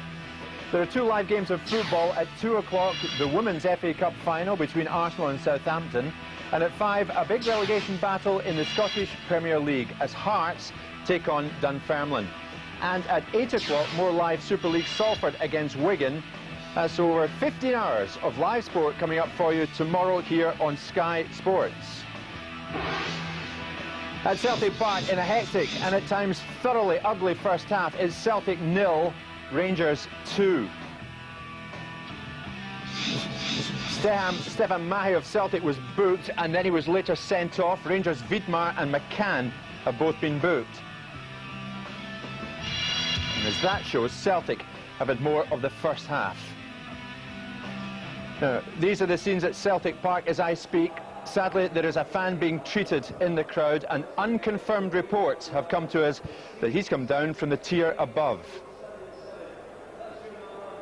We sincerely hope that that is not the case and that it is not too serious for that supporter. So 2-0 Rangers. The football apart, that first half will be remembered for all the wrong reasons. Charlie Nicholas, I think everyone thoroughly disgusted by what we've seen. Well, it's a sign of cowards again, Jim, you know, that come into our game. We've seen Hugh Dallas make a strong decision. It was a clear free kick for Rangers. Van Bronckhorst had to take his time. They were all a bit unsure whether it was a corner kick or a free kick. But it's unacceptable and it cannot be tolerated. These people should be hounded out, you know, and embarrass themselves, and let's make them suffer for a change. I mean, we've seen the coins coming down on top of Van Bronckhorst. Had to wait best part of a minute or so. But it's Kerrs that's done it again, and how Hugh Dallas could get himself picked up and go on with this game is beyond me. It's just not acceptable. Trevor, these games are always explosive, but we didn't want this. No one wanted this. No, not at all. You could tell from the moment. You could look at Stefan Mahi, for instance, who was going around the field in a daze almost, and when he got sent off. Hugh Dallas, as Charlie was mentioning, a dreadful moment there, Trevor. Absolutely, it was. It's mayhem, it's madness, it's embarrassing for Scottish football because everybody gets tarnished with it. And the game was good up to the point, certainly when Mahi got sent off, that changed things. The game was going well, and Hugh Dallas was having a tremendous game. He was in charge of everything, and that spoiled it entirely. Well, Charlie, let's go through the key moments of that first 45 minutes. Yeah. And Neil McCann, who seriously was up for this game, put Rangers 1 up. Yeah, well, what Celtic have got, they've got lopsided because Anoni's man marking McCann, and Rangers have dragged him out of the right wing-back area. And they take advantage. Scott Marshall is caught in two minds. He doesn't know where to come or stay. And then they're all backtracking.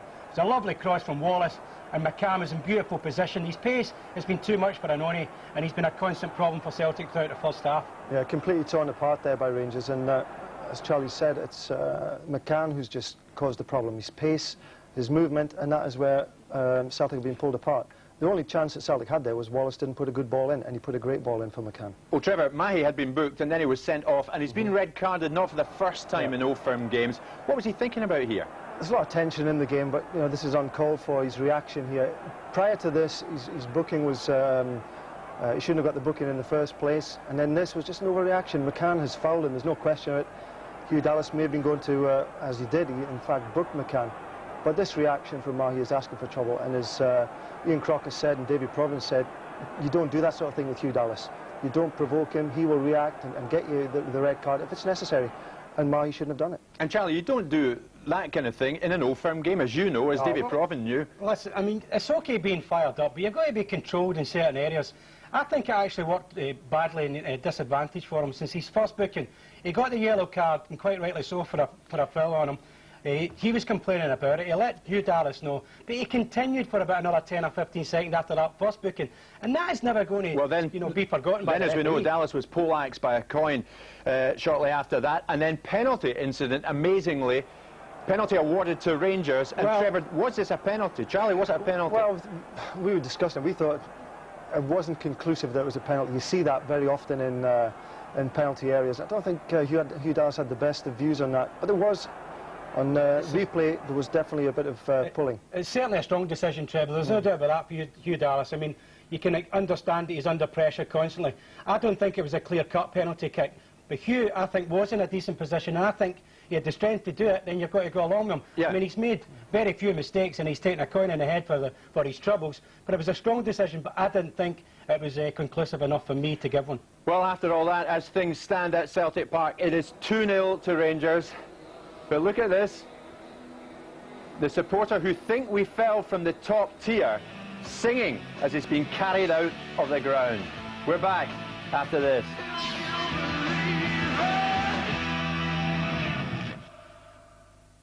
In the beginning there was the dinosaur, then there was man. Somewhere in between there was a DNA disaster. The blue hair, the yellow faces, it's horribly wrong, but at the same time, wonderfully right, as The Simpsons were created. Join me, David Bowie, for a big bundle of Simpsons episodes. Groovy! Let's chart the history of the real Homo sapiens. The evolution of The Simpsons, Bank Holiday Monday from 2, Sky 1.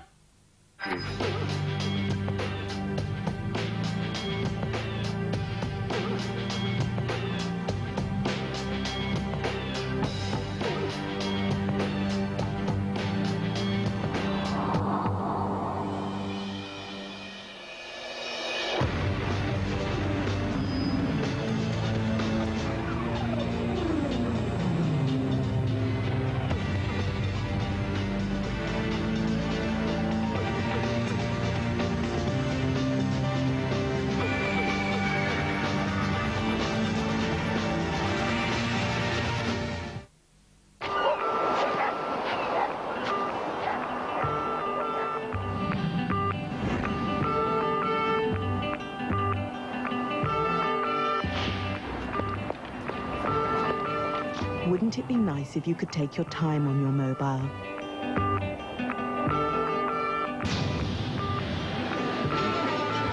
With one-to-one, you can.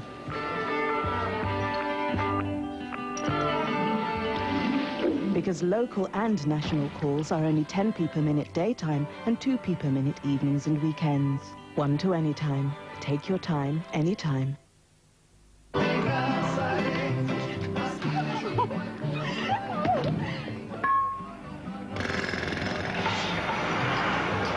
Few things in life are guaranteed, but British Gas's electricity prices are guaranteed to be cheaper than your local supplier until 2001. Good morning, members of the press and friends. On this historic day, it is my great honor to welcome back. We as a nation here right now up there. Commander, are you on the next flight? What kind of car is that? It's a Volvo. But how long have we been away?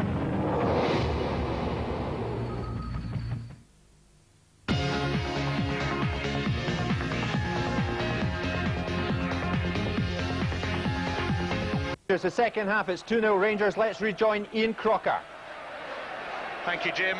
Well, Hugh Dallas will start the second half, and he's had 4 stitches in the head wound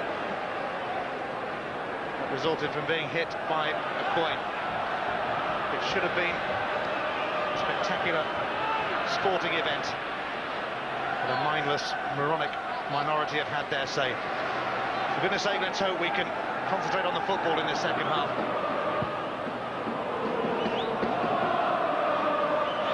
Viduka. Celtic must produce a comeback of epic proportions, and that's a shocker from Viduka. He's given it straight to Alves. Amato wants it played ahead of him. Gabriel Amato. And between them, Anoni and Stubbs sorted out that particular problem. Yeah, it all came from a slack pass from Marco Viduka trying to switch the play. It's put Alves in. Playing with 10 men is going to be hard enough without giving the ball away as cheaply as that.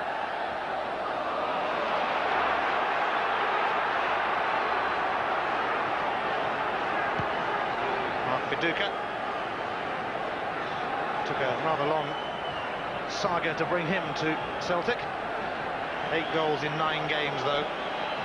That's rewarded Dr. Joe Venglos' faith in the Australian international.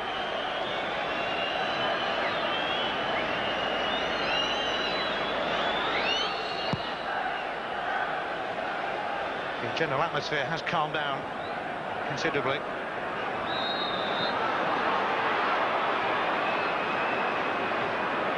Surprised Rangers haven't gone to a back 3, which normally Dick Advocaat would do. Celtic still playing with 2 up front, but whether to go with a 3, they would have a spare man at the back and also be able to push on another midfield player, because at the moment Celtic are just marching up in midfield.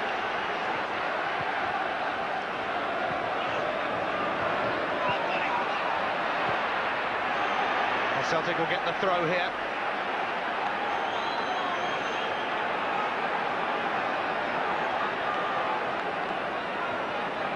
Stubbs.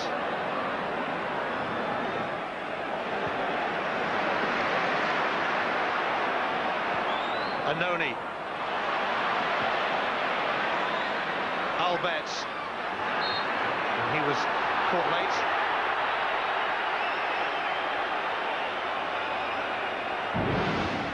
Yeah, he just tries to play a square ball inside, and he's caught late by Rico Annoni. Fortunately, both his feet were off the ground.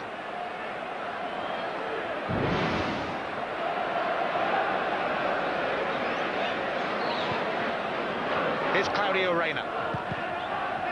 Straight at Weghorst. The Great Dane. Finds the super Swede. It's tickled off Larsson's toes by Van Bronckhorst.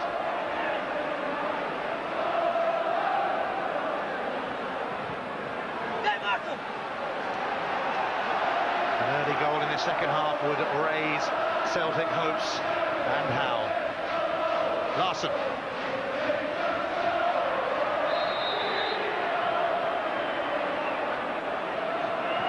Scotland's Player of the Year, Sweden's Player of the Year too. 38 goals this season. He's created one or two more as well. Yeah, Celtic really need one off him right now, though, if they have any chance of getting back into this.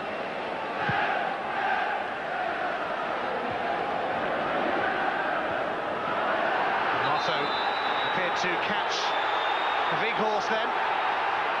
Now Gabriel Amato is going to get the yellow card.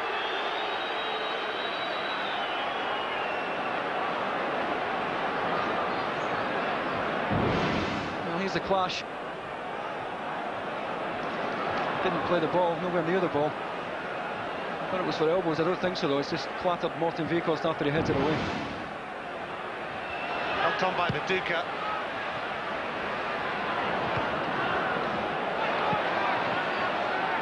Weghorst. Annoni.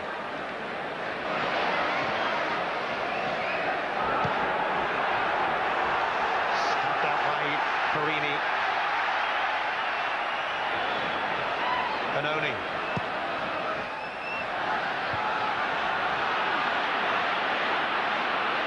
Albets could perhaps lead a Rangers charge here. Neil McCann helped it on.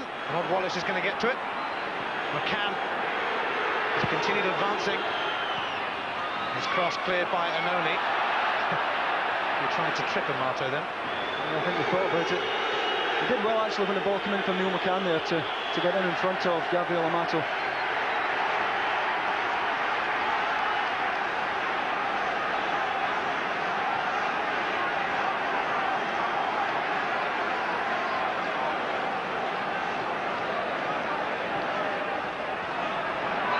Here's Wallace. Free kick. Lambert's challenge. Yeah, his hand was up right away there. No chance of playing the ball.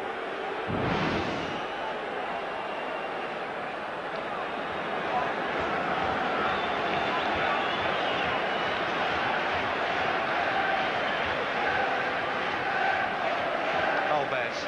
It's a bit too far out even for him to have a go from there, that's for sure. Perini.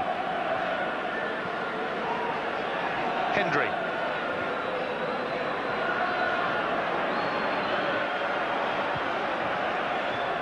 Amoruso. It's going to carry through to Stuart Kerr. Only his third start of the season.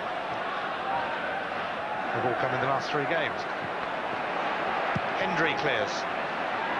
Up towards Amato. Annoni will be first to it.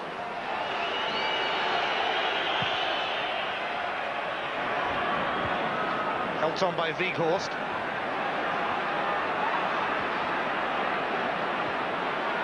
Larsson.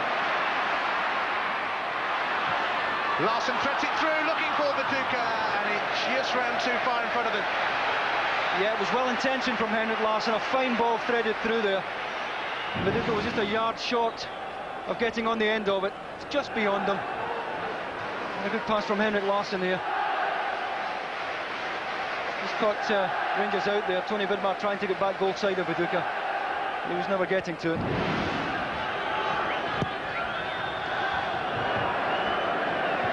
Stubbs won the header. Weghorst. Nice touch from Brabant. Not so nice from Viduka. Claudio Reyna. Lambert.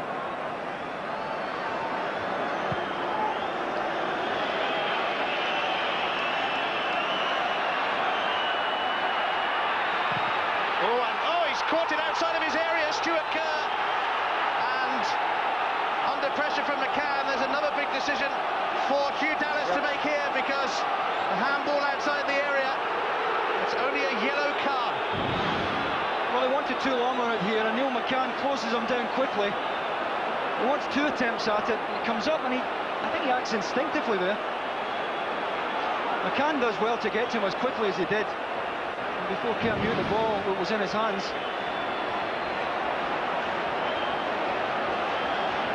Pure instinct from the keeper. It gives Herr Alberts a chance to plan something here. Yeah, Giovanni Van Bronckhorst scored from a very similar position back in November in this fixture.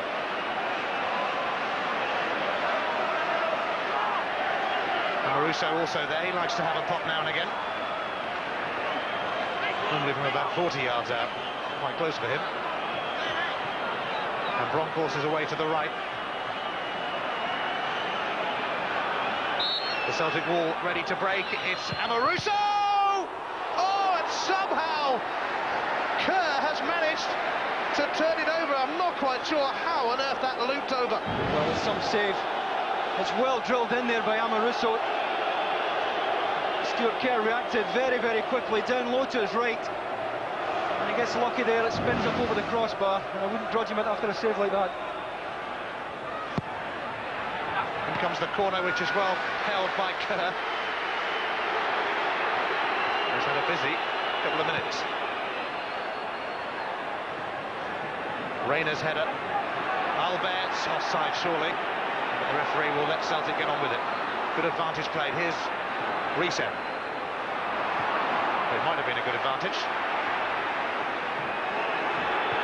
McCann, he's away here.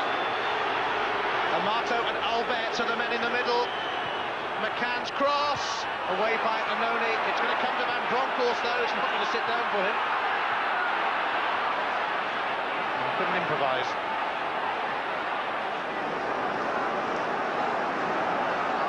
Claudio Reyna. Amato crunching challenge with Weghorst, and he's got the free kick. Yeah, good footwork here from Gabriel Amato. And he came through a crunching tackle, first of all from Morten Weghorst, before being brought down by the Dane. Maybe signs of tiredness is creeping into Celtic's game now. They did a lot of chasing in that first half after they went down to 10 men.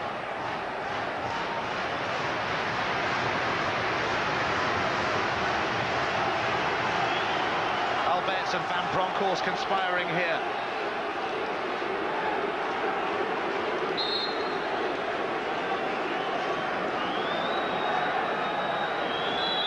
It's going to be Van Bronckhorst to have a go.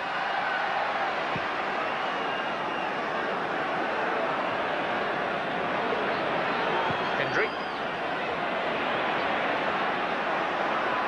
Morten Weghorst encouraging Brabant to make exactly the sort of run that he has, and that's a good cross shot, which is pushed away by Kos. Yeah, it's the first time Rangers really have been caught with the ball in behind for Bradback's pace. In behind Perini here, and he had to take it early, and that's a good effort. Bounce just in front of Stefan Klos, and the goalkeeper had no choice but to beat it away. Can Celtic find a way back into this old firm derby? Stubbs. Oh, and here's McCann and Anoni. Enrico Anoni needed to win that duel. Yeah, 4 blue jerseys in support of Neil McCann. Had he won it, critical challenge there from Enrico Anoni. Amato. Referee has let Amato carry on. Van Bronckhorst. Alberts. Vidmar might yet get in, and did in fact. losing out to Perini. Claudio Reyna.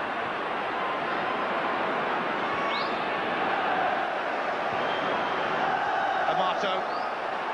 Rangers are finding space. Amato. No free kick that time. Stops having a little discussion with Amato about it. There's Larsson. Threatens. Now Viduka. Wonderful challenge from Albert. Yeah, he did well there. Marco Viduka's really struggled with the pace of this game tonight. And there are signs just of tiredness creeping in here. McCann chasing with Scott Marshall, and McCann's in here! Oh, and Stuart Kerr! It's a great reflex save with his left foot. McCann just too quick for Scott Marshall there. It's the route one ball from Amoruso in behind, and he's too persistent and just too quick for Scott Marshall, and Kerr does well with his left foot. Meantime, back up the other end, it's going to be a free kick to Celtic. Viduka proving to be a real handful. A giant Aussie.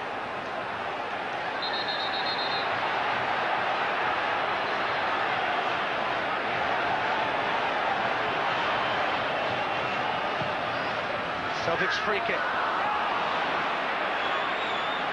A very good one as well, just no takers. Hendry has a disagreement with the barrier down there.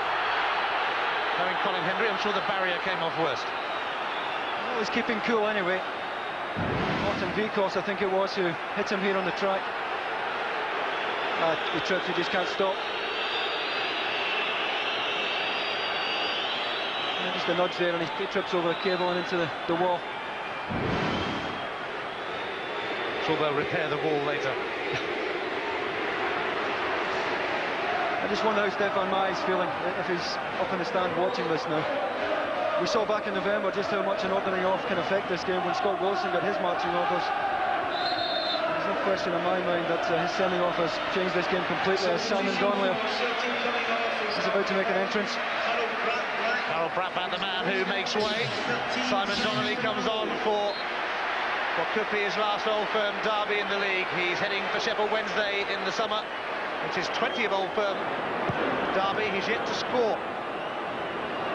Yeah, they've just pushed Henrik Larsson forward now. Way up front with Marco Viduka. Donnelly just sitting in that midfield area. Recep trying to do something about Celtic's 2-0 deficit. He's got the corner. Yeah, it's a good defensive run from Wallace though. Donnelly did well to put Recep to the byline there. And Wallace had the energy to get back and make the block. You have to recognise the spirit of this Celtic side with 10 men, still prepared to have a go here, still prepared to come forward.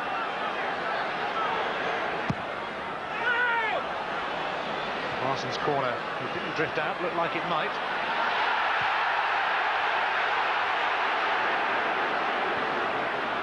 Lambert sent it back into the danger zone. Here's Weghorst, cannoned off the considerable frame of Amoruso. Reyna. Oh, look at the space here. Amato used his arm to control it. Yeah, it's an expensive one as well, because George Alberts was free on his left. He had Neil McCann as well. It's an expensive handball to give away. Just comes off the upper arm. Tried his best innocent look, Gabriel Amato. Oh, and it skimmed off Amoruso's head. Yeah, the flag was up early here on the far side. Larsson just a yard offside. Maybe for a fraction too early.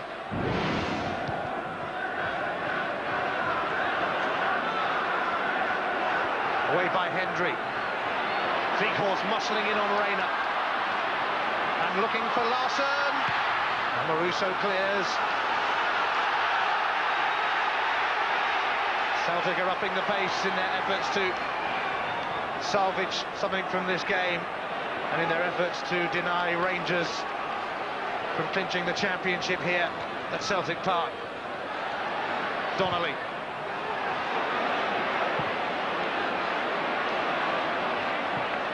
Weghorst. Donnelly. Larsson.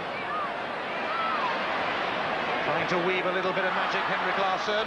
And he caught Perini then. That'll be a free kick to Rangers. Yeah, he knew he wasn't getting to it.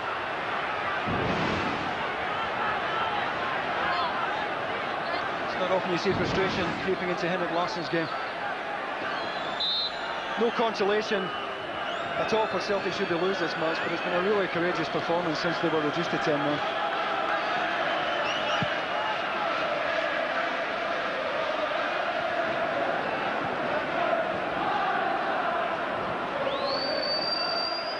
Amato.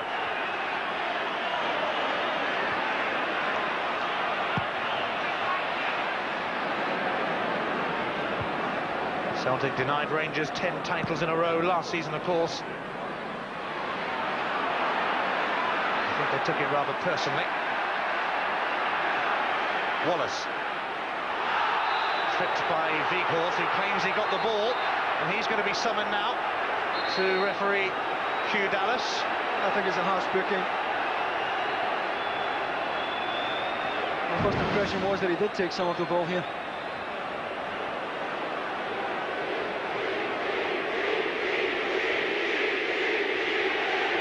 Wallace was a yard up on him. I think the right foot did make contact with the ball there, but I think again it was his reaction that got him into trouble. He's treading a thin line now. Alberts is going to have a long run up for this one. And he's gone for it. Ooh, he really wouldn't have wanted to get in the way of that. I think it was Lambert who did. Here's Amato. Going all the way through. Neil McCann. And again had a wild kick of it. An almighty scramble. Yeah, Celtic stretched big time there in their own 6-yard box. Glorious chance for Neil McCann. As the effort comes off Lambert, spins to Amato. And he does well here to get past Annoni. Weghorst makes the challenge. Stuart Kerr can't get there.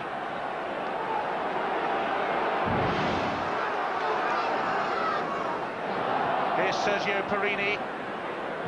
Weghorst. Both teams scrapping furiously for the ball.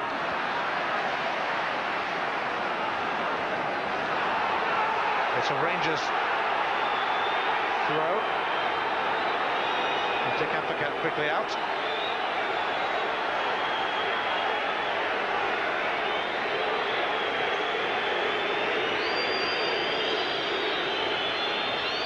Alberts. Alberts trying to size one up. Dragged it wide in the end though. Yeah, not his best. Space opened up in front of him. Alan Stubbs here tries to get across to him. And he drags it wide of the target. But more and more space opening up for George Alberts and Rod Wallace. Just in behind the front. Pretty even as far as attempts at goal are concerned. Celtic, remember, down to 10 men after the first half sending off of Stefan Mahi. The Frenchman lost it. 2 bookings for dissent. Away by Hendry. Compromising clearance, I think you could call that. Reset.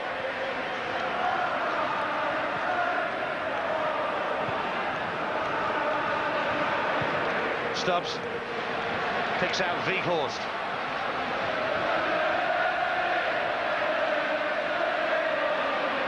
Up towards Reset. And he got it all wrong. This is the danger now as Rangers break. This is the danger. Celtic just caught the too many players forward. Well, here's Van Bronckhorst. He's got time to pick out Alberts. Not quite sure whether that was the intention.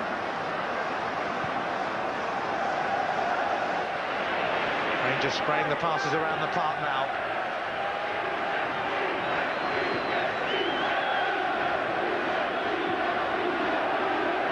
Their 48th Scottish title is in their sights.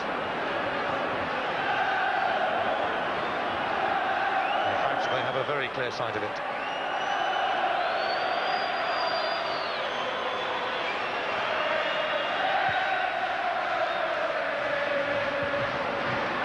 Celtic had only won 8 of the 35 league meetings before this one in the 1990s. Rangers romping to 9 titles in a row, of course. Missed out last season, got rid of the old team, brought in the new one, as you do. Yeah, Celtic were always up against it, given the injuries that they had to contend with tonight. They could have done without playing against Rangers with 10 men for most of the game.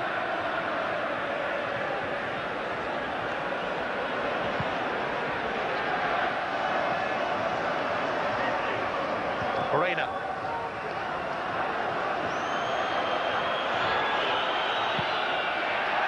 Kerr has slammed that one into touch. Chelsea have been having a look at Stuart Kerr lately.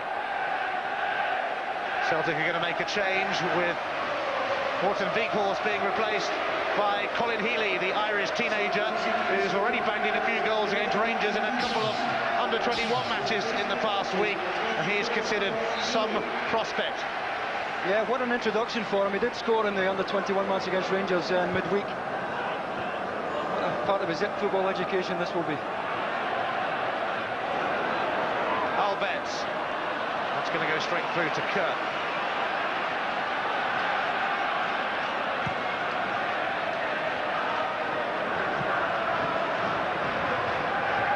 Maruso miskicked, which will give Viduka a sniff, but only that.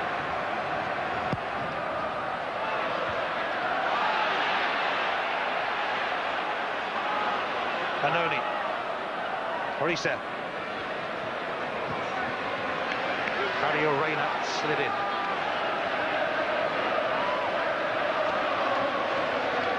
Benoni going for one of his long throws towards Larson. Amato. Oh, and he was brutally taken out by Alan Stubbs, and that's surely going to be a yellow card. Yeah, no argument about that at all. And Alan Stubbs knows it. Amato did well to turn away from him. And they can have no complaints at all about the yellow card for this challenge.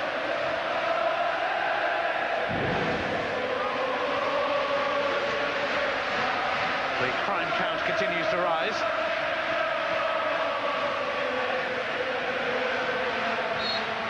Rangers remaining league fixtures. Home to Hearts, away to Motherwell, home to Kilmarnock. But it would appear they might not matter unless Celtic can produce an epic recovery in the last 20 minutes.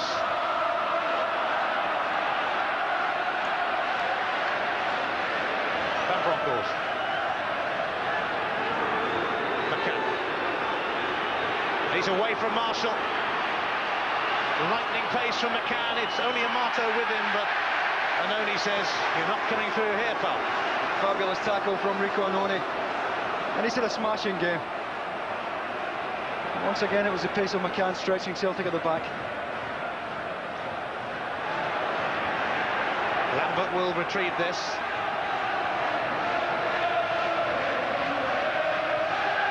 Simon Donnelly, Sheffield Wednesday bound, finds Alan Stubbs, looking for Larson, but Claudio Reyna saw it coming.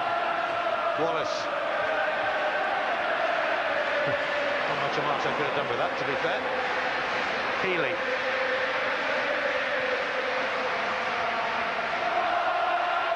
Celtic getting a little casual then.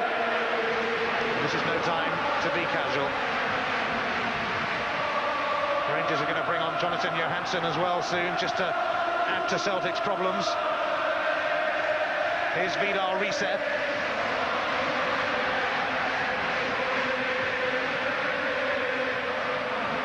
Donnelly. Larson.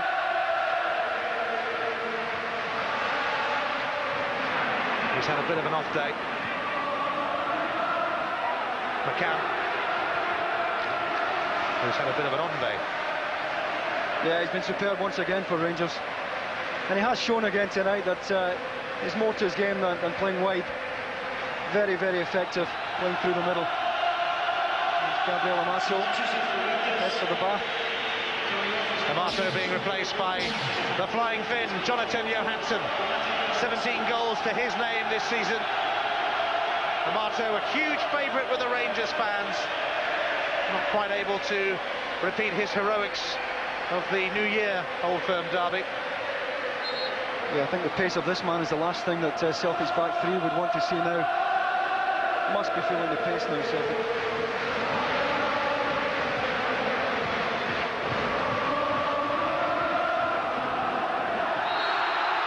Foul by Colin Hendry on Viduka. I don't know what he's complaining about. Clear challenge from behind there.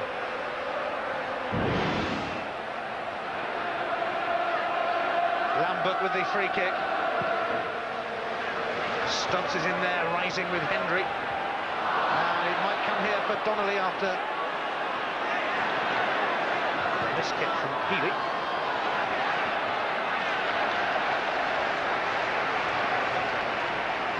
And Stubbs, the former Bolton Wanderers man. Could he be heading back to English football, I wonder? Linked with Aston Villa earlier in the season. Celtic rejected a bid from them, but John Gregory, the boss, is watching today. Watching here at Celtic Park.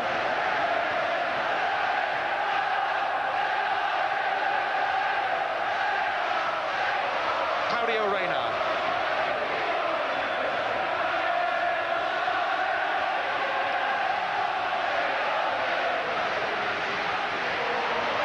I do believe the Rangers fans are starting to party. Quarter of an hour to go. Johansson. Lambert lost out to Johansson. Here's McCann. Now Wallace. Alberts is the man over. George Alberts. No way he was going to get to that. And only cleared. Yeah, and only did well once again. George Alberts is getting the run of that left-hand side now. It makes all the difference when you have a man over.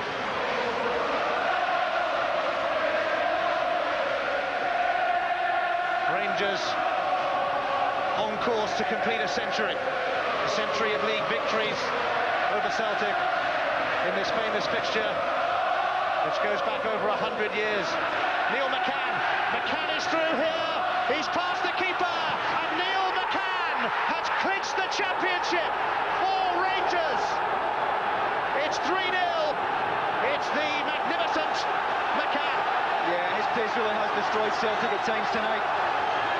And I think it's Scott Marshall who was caught on the wrong side of him here. But there was still a lot of work to do. The ball's played through. Scott Marshall tries to win it, caught on the wrong side.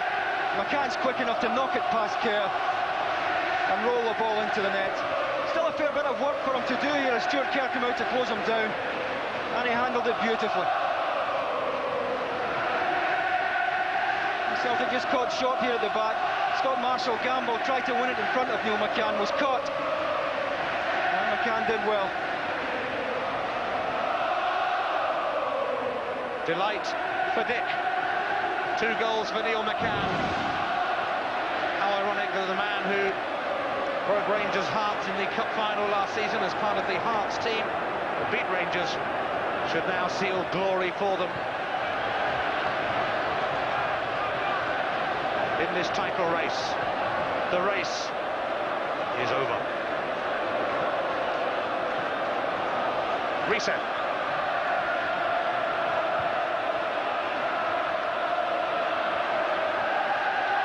Johansson. Rangers ready to enjoy themselves a little bit more, perhaps. Johansson.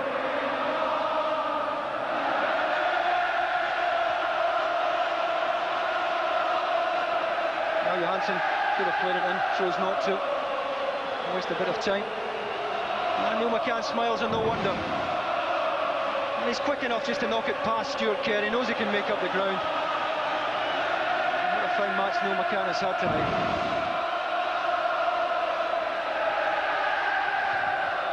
Van Bronckhorst with this Rangers corner. McCann on a hat-trick, of course, and Kerr got a touch to that. It'll be another corner. Yeah, dangerous corner, swerving into the back post area there. Can't really blame Stuart Kerr at all tonight. Come into the team recently under difficult circumstances, and he's got a decent night. In comes the corner.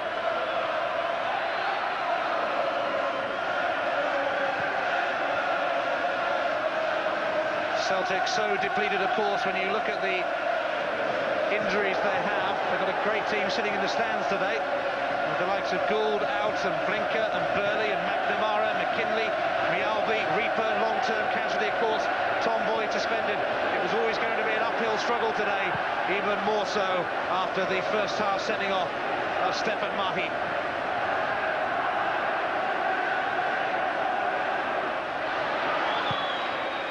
Rangers already have some silverware this season, the Scottish League Cup. They won't get their hands on another today because, understandably, the trophy will not be presented at Celtic Park. I'm sure it will be on show at Ibrox next week when Rangers play Hearts, and we'll be there.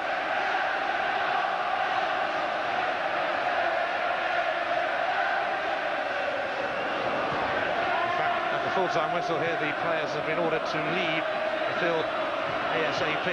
Good idea. Yeah, I think we've had enough bother for one night. The second half has been something of an anti-climax after the madness that went on in that first 45.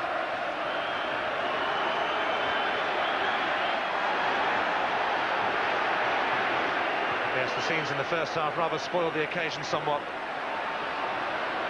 Paducah.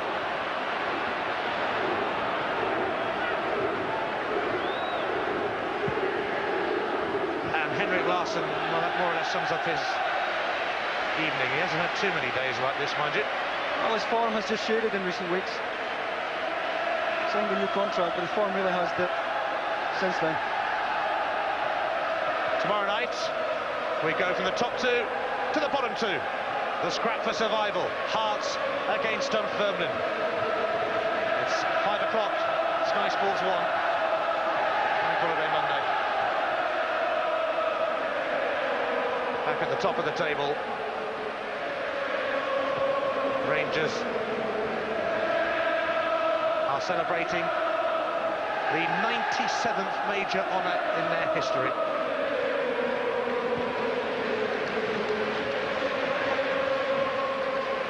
Van Bronckhorst, Vidmar.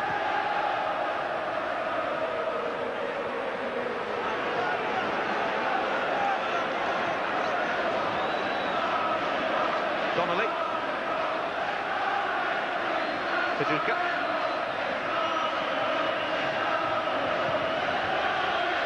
Larson looking to charge in. Boss smothered it. I'm still willing to pursue it though, Henrik Larsson. Just squeezed out by weight of numbers here. Perini and Colin Hendry closing him down. And eventually it was Stefan Klos who came out to make the block.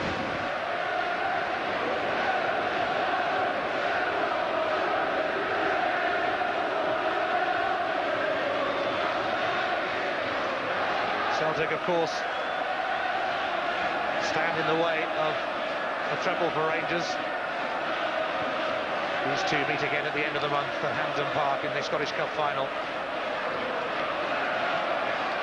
Just in case you hadn't noticed that they do.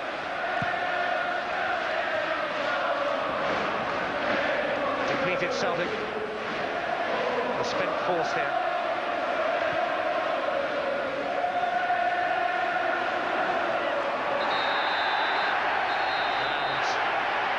And a challenge from Healy, I think.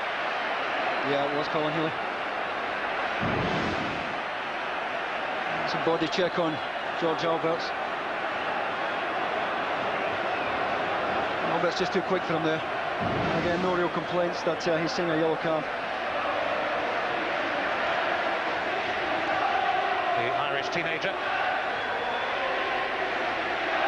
gets a yellow card.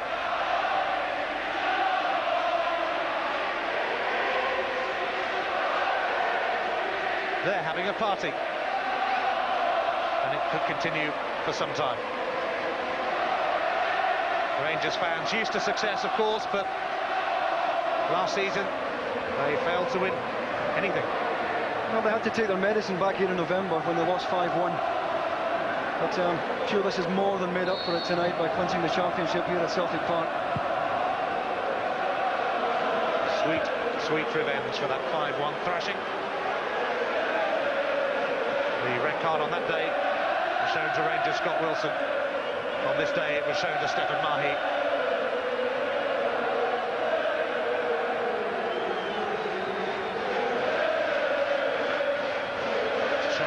The attack on the referee, Hugh Dallas, in the first half, and the fans who ran on will take something away from this occasion. It's been a polished performance from Rangers, albeit with Celtic rather under strength.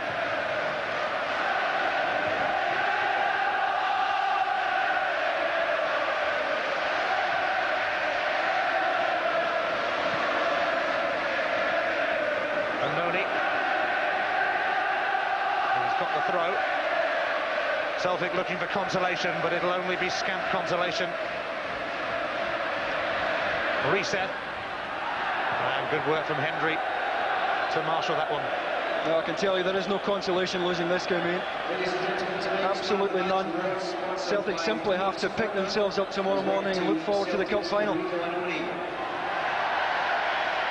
Derek McInnes is coming on for the last few minutes. And he's going to replace George Alberts. That's 59,918. Thanks once again for your excellent support. Alberts being replaced, scored a penalty. His 11th successful spot kick of the season. In between the two Neil McCann goals. He kisses the badge. And Derek McInnes comes on to join what is becoming a mighty celebration. A generous gesture, I think, by Dick Advocaat, letting Derek McInnes on for the last few moments of what is a historic occasion for Rangers tonight.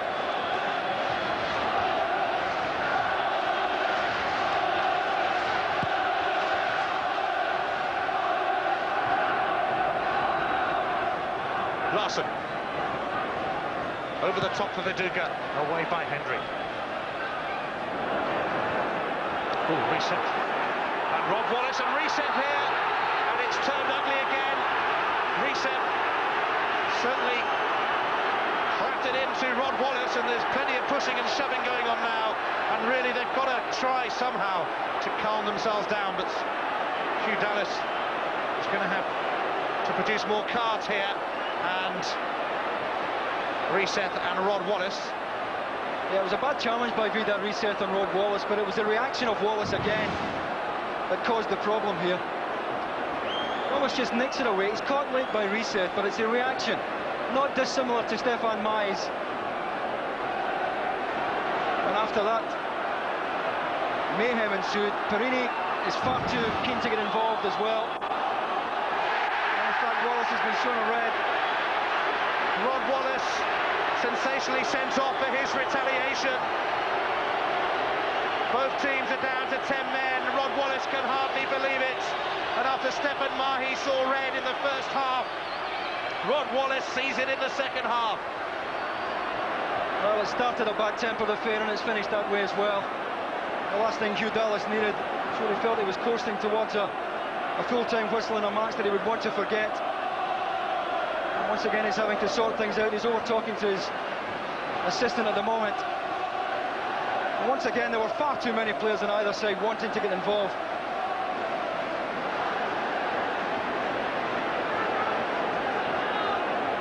Well, what a night it's been. Hugh Dallas is calling someone else to him now, and it's Enrico Annoni, and he's going to get a yellow card. So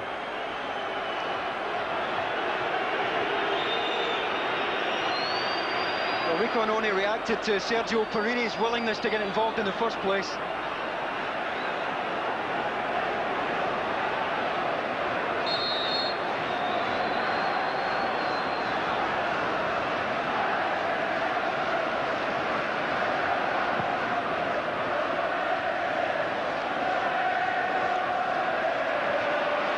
Viduka. And it's going to be a free throw-in, in fact, not a free kick. Lattering challenge from Amoruso, this. It's a smashing game, Lorenzo Amoruso. And he knew he was in for a physical contest against Marco Viduka tonight, and he stood up to it well. Vidal Reset was booked for his initial challenge on Rod Wallace in that incident.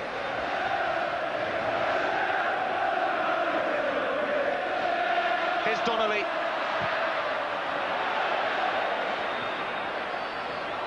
And it's going to roll through to Stefan Klos. Well, sadly, Hugh Dallas will be slaughtered tomorrow morning, Ian, because the referee just can't win in this fixture. You see, it's 8 bookings for Celtic, 3 for... including 2 for Stefan Mai, 3 for Rangers, but I don't think any other referee could have handled this match tonight.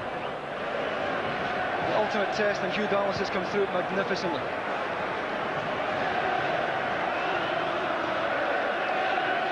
11 yellows brandished in all, and a red for Mahi and for Wallace. And Johansson won't be allowed to get away.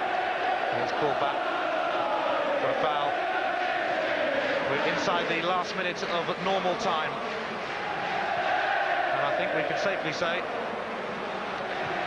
this has been one of the more eventful Old Firm derbies, although they are always eventful. Yeah, it also sets up a huge cup final on May 29 as well, after this. And now, there's another problem here with Vidmar, and Vidal Reset's going to be sent off. It's the 3rd red card. Reset and Vidmar down on the touchline. And another one is off. Yeah, he knew he was going as well. Didn't hang around to debate it with Hugh Dallas. Sent off for the dressing room right away.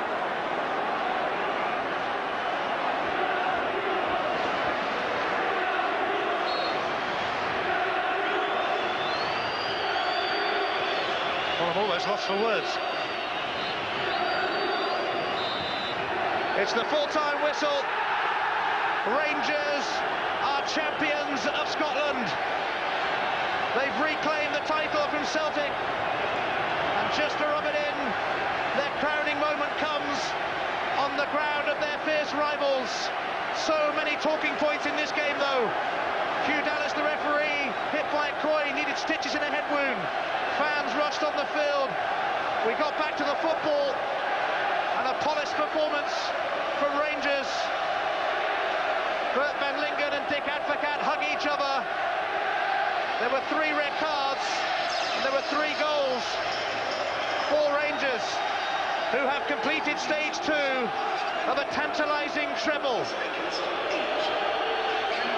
Rangers' 100th league victory over Celtic has made them champions for the 48th time. Last season they missed out on the honours. It was their first trophyless campaign for 12 years. They responded by spending well over £30 million on a new team. A multinational, multi-talented, multi-million-pound side. In 1967, Celtic clinched the title with a draw at Ibrox. 32 years on, Rangers have won it at Celtic Park. And right now their fans probably feel that it was worth the wait. Neil McCann, the 2-goal hero.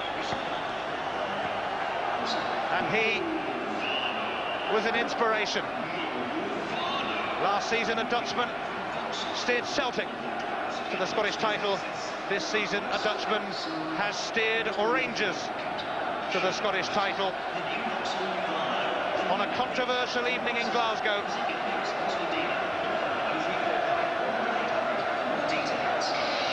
Another chapter is written in the blockbuster that is the Old Firm story.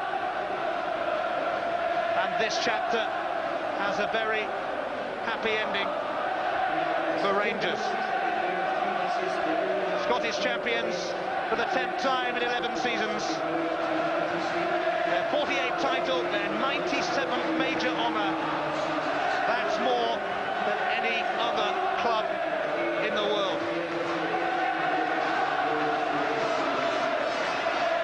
A day when a mindless minority tried to spoil this great sporting occasion. Rangers didn't let it all get to them. Celtic had to put out a severely depleted side, and in the end they couldn't quite cope. But what a match, David. Yeah, I mean, it's exactly the result Rangers wanted. The sending off clearly had a profound effect in the game. But I think this man here, Lorenzo Amoruso, was quite outstanding against Marco Viduka. And for me, Neil McCann was the best player on show tonight by a long, long way. A lot of eyebrows were raised when Rangers signed him, regarded as one of Dick Advocaat's more modest signings. And he's entitled to take his place in that Ibrox dressing room. He really has emerged as a key Rangers player.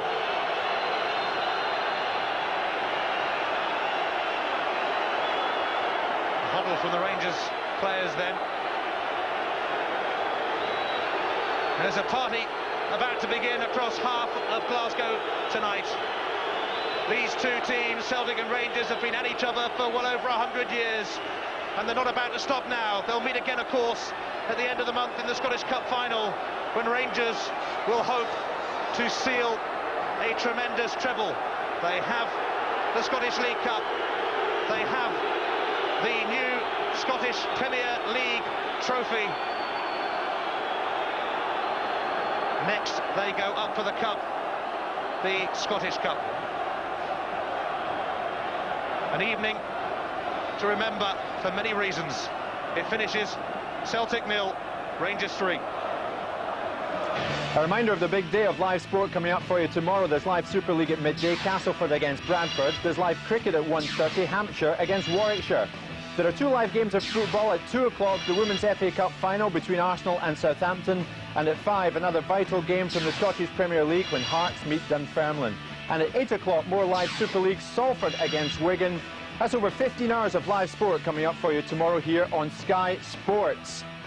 At Celtic Park tonight, in an incident-packed 90 minutes, Rangers have beaten Celtic by 3-0, and in so doing are the new SPL champions. Reaction to all of that after this.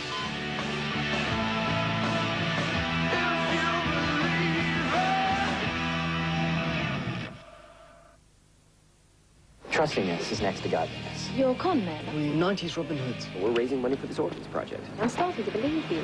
Two expert poachers. You two are compulsive risk takers. Have landed their biggest catch. We are about to become the proud possessors of £2 million. Just rob the bank? I cannot believe you told her! You lied. Dan Futterman, Kate Beckinsale, Stuart Townsend. It's self for some people. The first showing of Shooting Fish at 8 Saturday on Sky Premiere. The biggest new films every Saturday night. Lovers, they may cause you tears. Go ahead, release your fears. Stand up and be counted. Don't be ashamed to cry. You gotta be bad. You gotta be bold. You gotta be wiser. You gotta be hard. You gotta be tough. You gotta be stronger. You gotta be cool. You gotta be calm. You gotta stay together. All I know, love will save the day. I'm wearing very special lenses. They're called reactions because they react to light. So I only need one pair of spectacles for all these conditions. But don't take my word for it. At Specsavers Opticians, when you buy complete price spectacles from their £69 range or above, you'll get Specsavers reaction lenses fitted free of charge. So you can try them yourself.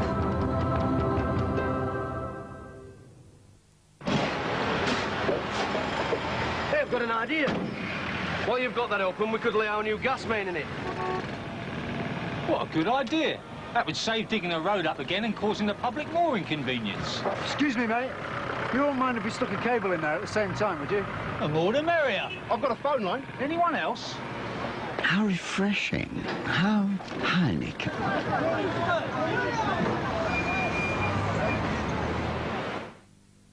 If It'll make you the highest paid football player in Europe. We just have a few other requests. Like a Ferrari. A Ferrari. And a boat. A boat. No problem.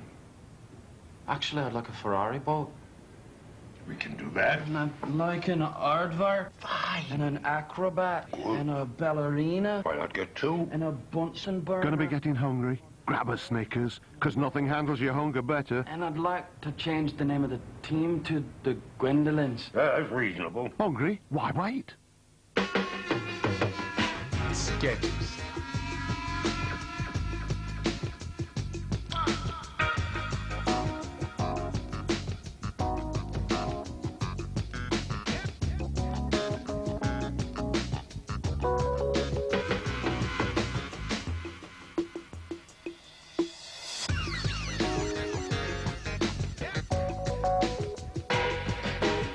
Sketches. It's the S. Buy me, they whispered. Buy me now.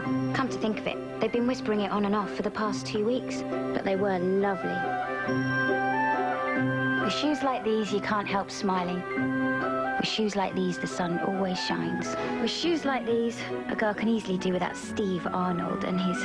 I have trouble with the word commitment. My life is very full right now. I've loved our time together. Perhaps we need some space. Can't we be grown up? Grown up? Nice, aren't they? Barclaycard. One card, a million uses.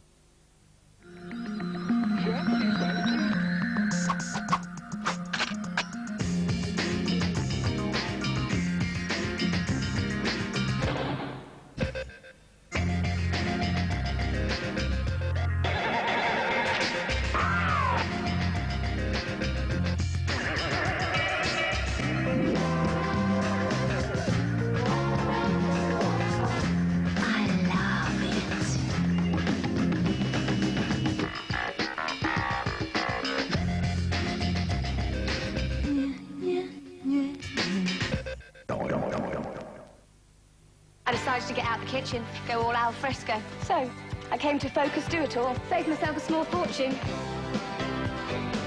Focus Do It All.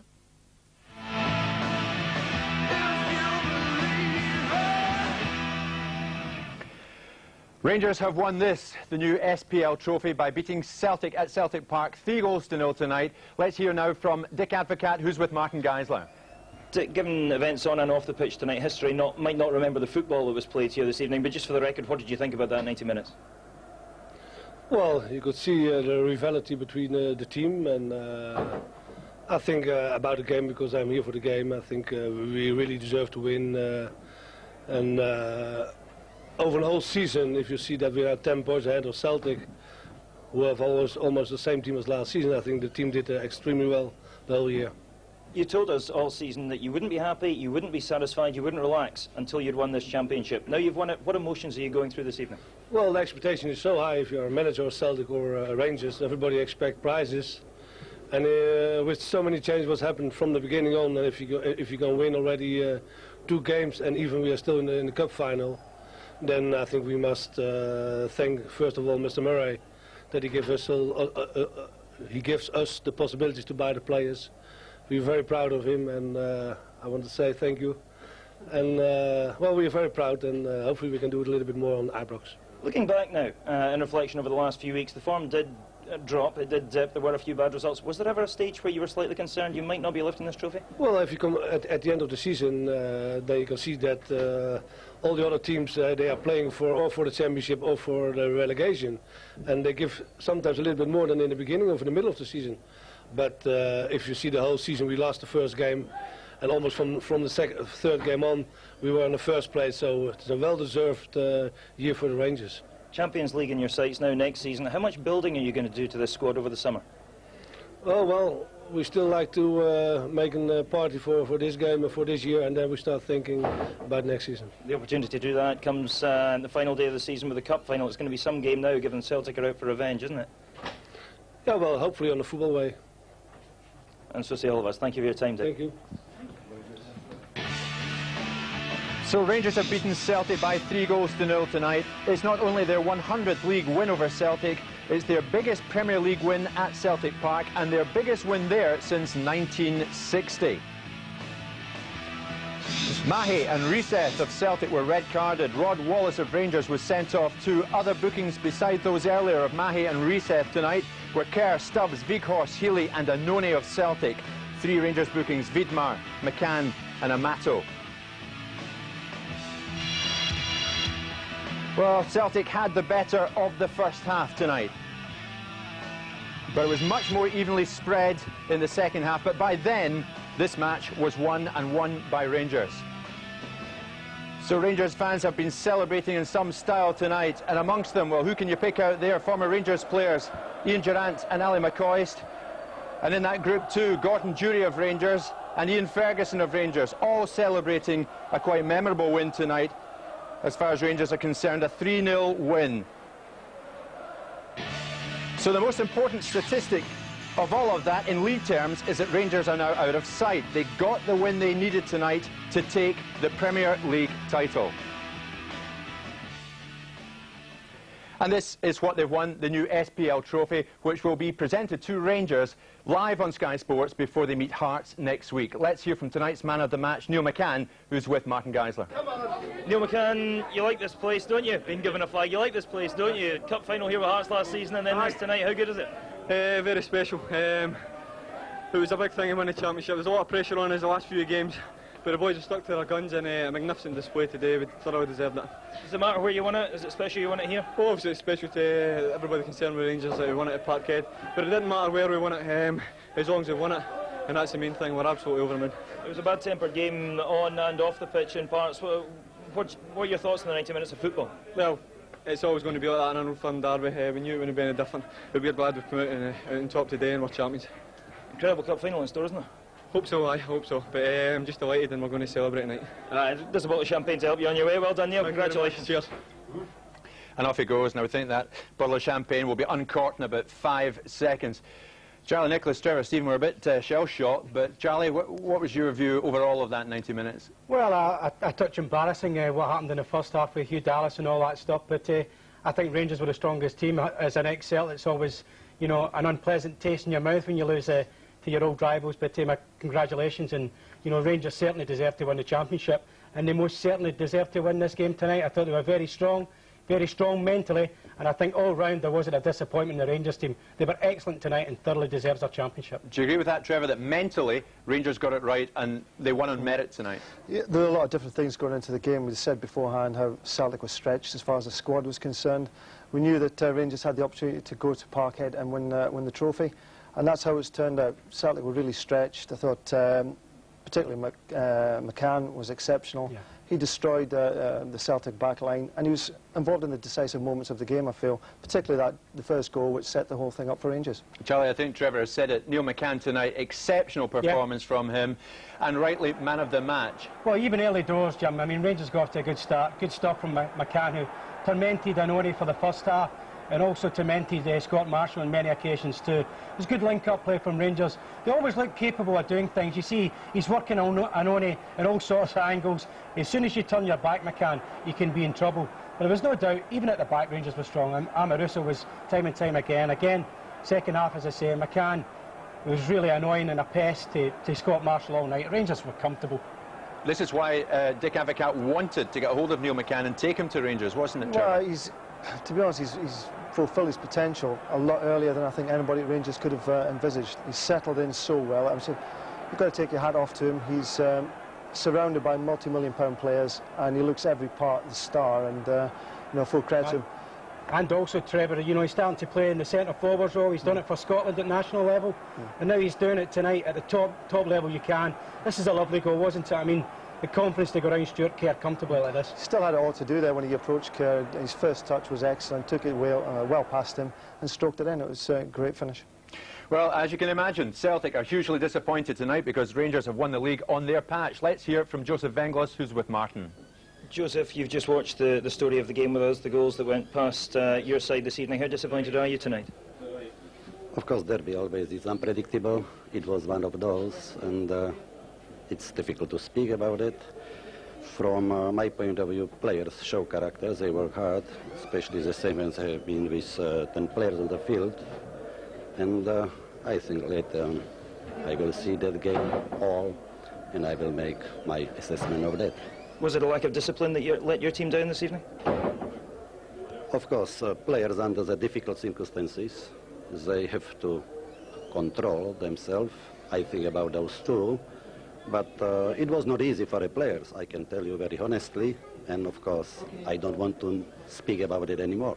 You had a number of players missing this evening through injury and so on. Is that the reason for the defeat? Would you put it down to simply the lack of first-team players available? Always when players are injured, it's no good for a team. But those who has been on the field, they work hard. And, you know, as I said, derby is always unpredictable, and it was like that. I think you'd possibly agree the league was lost at the start of this season. There were too many points dropped when you were trying to get a team together, waiting to buy players and so on. I don't want to make any analysis of the league now. And, of course, we played against a good team, well-prepared team, and we tried to do our best. Let me ask you this in that case. There's been a lot of suggestion, a lot of talk about Kenny Dalglish arriving here at Celtic Park next season. Will you still be here to manage Celtic next season? I think you have to speak about that with our officials. I am doing my job, and the rest, it's out of my possibilities to analyze that. As far as you're concerned, though, you don't want to stay here as Celtic head coach? No, I don't want to speak about that. I think it's okay, and after that game, we should not speak about those things. Okay. Please, thank you. Thank you for your time, Joseph. Well, good for Joseph Venglos. Speaking to Martin Geisler tonight, good on him. Well, Rangers fans are still inside Celtic Park, and they'll celebrate well into the night. Their side won 3-0 tonight, and in doing so made history by clinching the league title at Celtic Park for the very first time. Reaction coming up after this.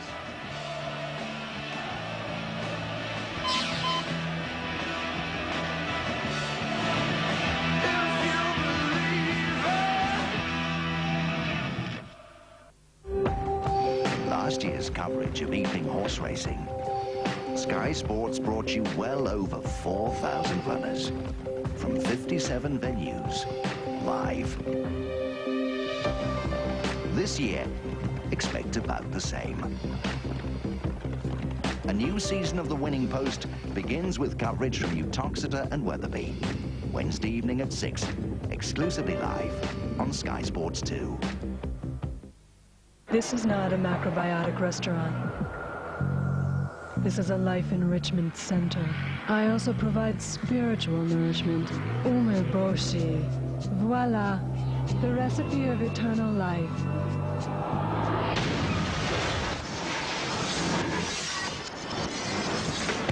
What's more important, eating healthily or driving the safest car in its class? The new Renault Megane. Stay beautiful. Visit Homebase now and you'll find more money-saving offers than they've ever had before. More offers? Homebase have over 100 different power tools at up to 25% off. But these will keep him busy. All laminate flooring reduced by up to 25%. But see what I mean? Oh. And all wood care products have up to 20% off. But Leslie! With offers like these, Neil, you'll be too busy for butts. With more savings than ever. Oh! You're better off at Homebase. Pussies will be celebrating too. Way, Mr. Mog's on again. She can see into the future, you know. Ask her what's for dinner, then. You'll be having your favourite Kitty Cat meaty chunks with jelly in the new handy Kitty Cat Express. How does she know that? She's a medium, isn't she? Looks more like a small to me. You can't keep a cat from his kitty cat. Now in handy Kitty Cat Express sachets too. Go on. Huh? Go on. Oh. Go on.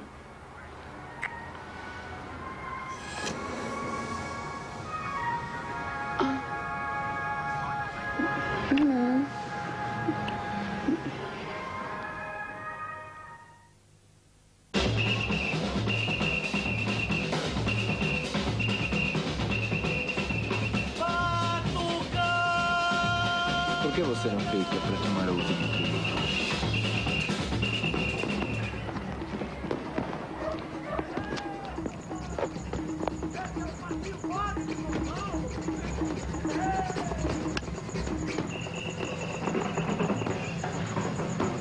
Ah, que bom. Então você pode me ajudar com esse muro? He who drinks Australian thinks Australian.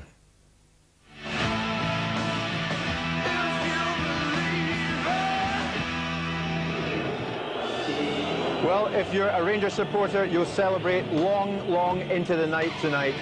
These fans there inside Celtic Park tonight have seen a quite incredible game, an incident-packed game, and Rangers ran out by winners, 3-0, and in doing so are the new SPL champions. And as we said earlier, this is what they won, the new SPL trophy, 3-0 Rangers. We knew it would be explosive, but not that explosive. 3-0 and 3 red cards, Charlie. Yeah. What a game altogether. Well, we knew from the top that there was going to be a lot of tension, a lot of passion involved in this game. And Celtic were always a team under pressure. Both myself and Trevor thought that before kick-off. They were under strength, but it was only really Scott Marshall who was a new addition to Celtic's starting line-up. He was caught out here, and along with, may I say, 2 or 3 other Celtic defenders. It was a wonderful start for Neil McCann and Rangers, and as soon as that went in, I thought Celtic were going to really be tested then. Yeah, that was the start the Rangers wanted. It settled the nerves, gave them the belief. I think they had a fair bit of that before the game started, mind you, having seen now that the Celtic line-up was so disturbed through injury. Celtic tried to get back in. So Mahi doing a lot of work on that left-hand side early on. That was one effort that they had. It was never really going to bother Kloss. No, there was never really too much to test Kloss. I mean, we have to compliment this Kloss with the best chance Celtic had in the night. He just drags it a little wide. Credit to the goalkeeper. He's been under scrutiny lately. They don't think he's quite as good as Charbonnier. But he's just lifted another championship, so he's proven the point. Walter Joseph's team never really showed the fluency for me tonight. Not the Rangers at times. I thought Rangers were the better of the two. This was a moment of madness for Stephen Mahe. Yellow carded. He simply lost the head. And I think he's probably said something that Hugh Dallas didn't like. And Hugh Dallas doesn't accept that. And he had to make a decision. Now McCann was yellow carded, and Mahe had to follow. So it was no surprise. When he lost the head, Hugh Dallas had to make a decision. And Trevor, was that, Trevor, the turning point, as David Provan said in co-commentary? Rangers were 1 up, but was that the turning point? Well, the goal was a turning point, but that was as crucial, I think. You know, when you go down to 10 men in an all-firm game, you're really struggling. As Rangers struggled in the previous game at Parkhead when Scott Wilson went off, you're never quite at the races again, and they struggled from that point onwards. Yeah, that was the time. This is another chance for reset. A bad miss it, and they scramble it clear. I mean, you remember that Scott Wilson got sent off in that last game, and we're complimenting Joseph Benglos for his tactics. Well, tonight Advocat won it because he played McCann through the middle. This was the incident that just embarrasses me as a Scotsman. It really was terrifying to see this happen to our best referee in the business. Van Bronckhorst had to get there and get rained with coins. Fortunately, it didn't happen. He didn't get hit. I didn't think this was a sufficient claim for a penalty. I thought it was a weak one. The Hugh Dallas was strong. And after what happened to him, I'm not going to complain too much, because he had to make a decision. Yeah, the game had just gone into that 2 or 3 minutes of madness, and George Albertz there takes full advantage of that decision from Hugh Dallas, which we thought was 50-50, could have gone either way. We've seen them given, we've seen them left by the referees. Hugh Dallas decided to give it, and that really put Rangers into the driving seat. Yeah, that was a game beyond it, Jim. I mean, there was no doubt about that. Stuart Kerr was very fortunate. You know, Neil McCann, clever as always, testing him, and just sheer reaction. It was the definite yellow card. Couldn't do too much about it. He was put under a lot of pressure. This was a lucky save for Stuart Kerr. You'll be glad to see that going over the top. He tried to read the bounce, actually. It's a great strike from Arna Russo, who, may I say, I thought was absolutely superb tonight. But, you know, they threatened and they huffed and puffed at times, Celtic, but you never believed they were going to score. Yeah, there's another effort there coming in, this time from Gratbach. We saw once or twice early in the game that he turned the defence, but that was the only time in the second half. He had a good strike on goal in the end. How good is this guy, Trevor? You know, as a forward, as a winger, you played winger, but he can play centre forward. How good can this guy go? Oh, he's already, you know, going towards the top. He's doing well for Scotland, never mind for Rangers. And his ability, his pace, he's absolutely magnificent. We were talking about this guy as well, Amato being a threat. Thought he had a very, very good game. McCann just misses out there, but Amato, I think you've got to say that he had a very good game today. Do you think Amato's played himself in, guys, to stay at Ibrox? Yeah, well, I said it last week, Jim, didn't I? I mean, I thought his performance last week was good enough to merit that. This was to round off an absolutely sensational individual performance from Neil McCann. Cool, composed and classy, and it's a nice way to sum him up tonight. Well, you always felt it was going to come at some point. As Celtic tried to get themselves back into the game. Always difficult with 10 men. Neil McCann taking full advantage. As Charlie said, cool, calm and collected. And it was just a matter of putting the ball in the net, and he did it comfortably. He must be delighted. I mean, he's came there in his first season. He spent a lot of money. He had to rebuild. And they've done the business tonight. They've taken away the embarrassment. This is another embarrassing episode for us tonight, where they all get involved. who says that the foreigners are not passionate about an Old Firm Well, that is tie? true, Charlie, that is right. You know, we can complain a long time about him if we like, you know, but he's an Englishman against the Scandinavian. It's all, you know, battle galore. And Hugh Dallas, I mean, Davey was right to make the point. How can anybody control an incident like that? It is unbelievable that one man has got to take the responsibility. And a shocking challenge from Big Dida. Certainly knew straight away and definitely deserved a red card in its own, never mind 2 yellows. Absolutely. Players playing in these games, have got to show some self-control, and Dr. Venglos said beforehand that some players just didn't show that today, and Celtic paid the penalty. Well, Charlie, they will celebrate, as we've said, long into the night. And there's McCann. Well, could easily have been a Celtic player at one time, Jim, and they'll be disappointed in that. He was a match winner tonight. Rangers won it, and they are champions. Let's hear now from Rangers skipper Lorenzo Amoruso. Lorenzo, it's noisy inside Celtic Park, it's noisy outside Celtic Park. How big a night is this for you personally? Great night, I think. Well, I told this week we were in good condition, and we came here to try to win. I think today we deserve to win this game because the performance of the team has been wonderful, marvelous, I think, and at the end of the game, I think the 3-0 is the right result. You've been involved in some big teams and some big games in your career. How much does it mean to you personally to captain the side that lifts the Scottish Premier League trophy? Yeah, that's, I think, the best trophy in my life, and also the best game I played in my life, I think, because, you know, when you win a league, it's always great for me, but for everybody, I think. Over the season as a whole, how satisfied were you with the way the team played? Well, I think we left just a couple of games, especially Dundee United home and St Johnstone away. But I think so far during the season we have done much better than the other teams. Absolutely, yes. Lorenzo, thanks for your time. Thanks, Thank you. Bye. Amoruso happy tonight. Well, Charlie, Rangers won this game tonight, but over the piece, over the season, where was the title won and lost, do you feel? Well, I think it was lost at the start of the season. Rangers didn't start too impressively, and they took time to get gelled together, which was no surprise to us all. But the damage was done in Celtic's behalf was through Fergus, McCann and other people in the hierarchy at Celtic not going out and letting Dr. Joseph get enough bodies back in and doing it quickly into the season. They took far too long to get Joseph Venglos into the manager's seat. And because of that, Celtic took ages to get going in this championship. Their away form simply wasn't good enough. Their home form was fantastic. But when they started to play, they were an exciting and good-looking side, but it took far too long. Do you agree with that, Trevor, that because they dragged their feet, yeah, Celtic suffered? But they hauled themselves back into it as well, you know, over the period as well. And if you look back to last week, that defeat at St Johnstone really knocked the stuffing out of them. Rangers play Aberdeen the following day, win 3-1, and the tables turned. Rangers give themselves the opportunity to win the league at Parkhead. Charlie, this is a big question. Do you feel Kenny Dalglish will be involved at Celtic Park sooner than later? The big talk is that he'll be in charge of Celtic as they go into the cup final next week. Well, I think he will. I mean, it might take longer than people would like, but because I think there's still some members of the PLC Celtic board who are quite against Kenny Dalglish coming, and I think Fergus McCann from a distance is still involved in that. But I think people like Dermot Desmond, in particular, you know, Alan McDonald is friendly with Kenny, and Kenny now wants the job. And to take the deflection away from what Celtic have just lost tonight, it would be absolutely tremendous for Celtic fans if Dalglish was to come on board now and start looking to the rest of the season. They've got the cup final, and then they've got the preparation for the summer. They can't afford this summer to let what happened last summer continue, and I think Dalglish will look forward to joining Celtic very soon. It goes on and on and on, doesn't it? 3-0 Rangers tonight. Well, that is it for tonight. The next live football on Sky Sports is the Women's FA Cup final between Arsenal and Southampton from 2 o'clock on Sky Sports 1 tomorrow afternoon. Then from 5, also on Sky Sports 1, we're back with the big relegation battle from the Bank of Scotland Scottish Premier League, Hearts against Dunfermline.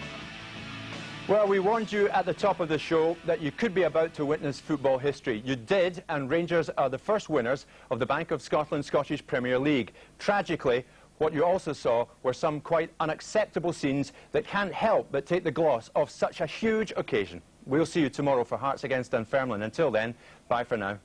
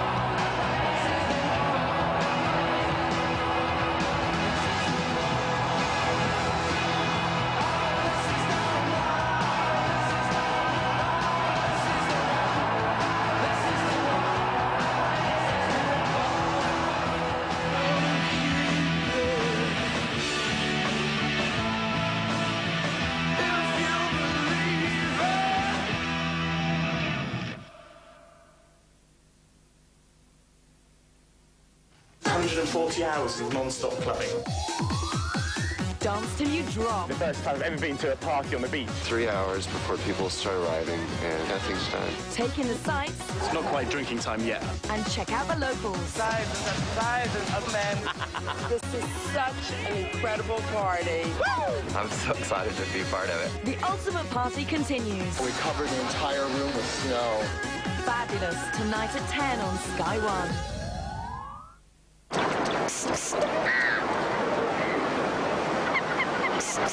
New Nivea Sun Spray. The lotion in a spray.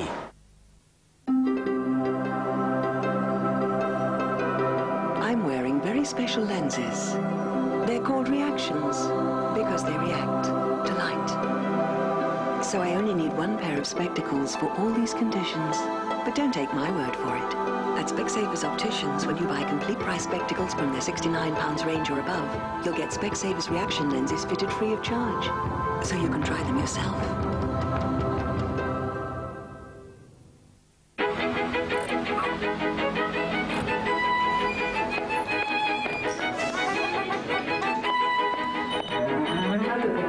L'anno scorso, per carità, mi ero di mettere Francesco vicino a Paolo. Siamo in quel ristorante vicino a Piazza. Così calmo.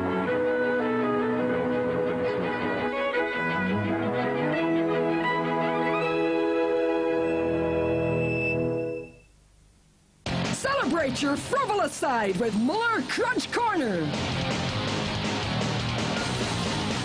For every side of you, there's a corner.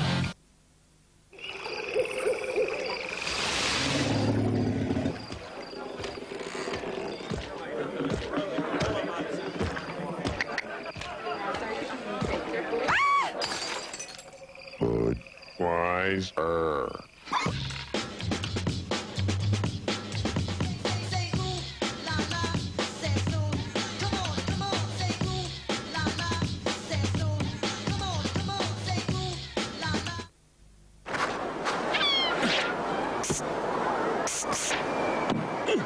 New Nivea Sun Spray. It helps protect your skin. 2 live Super League matches tomorrow, 2 live football matches and National League cricket, only on Sky Sports.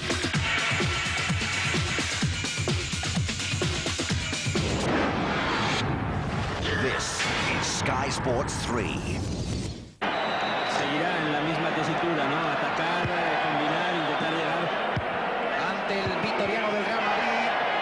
Recibo para Pep Guardiola. Guardiola para Luis Enrique. Fútbol español en asociación con Cerveza Sol.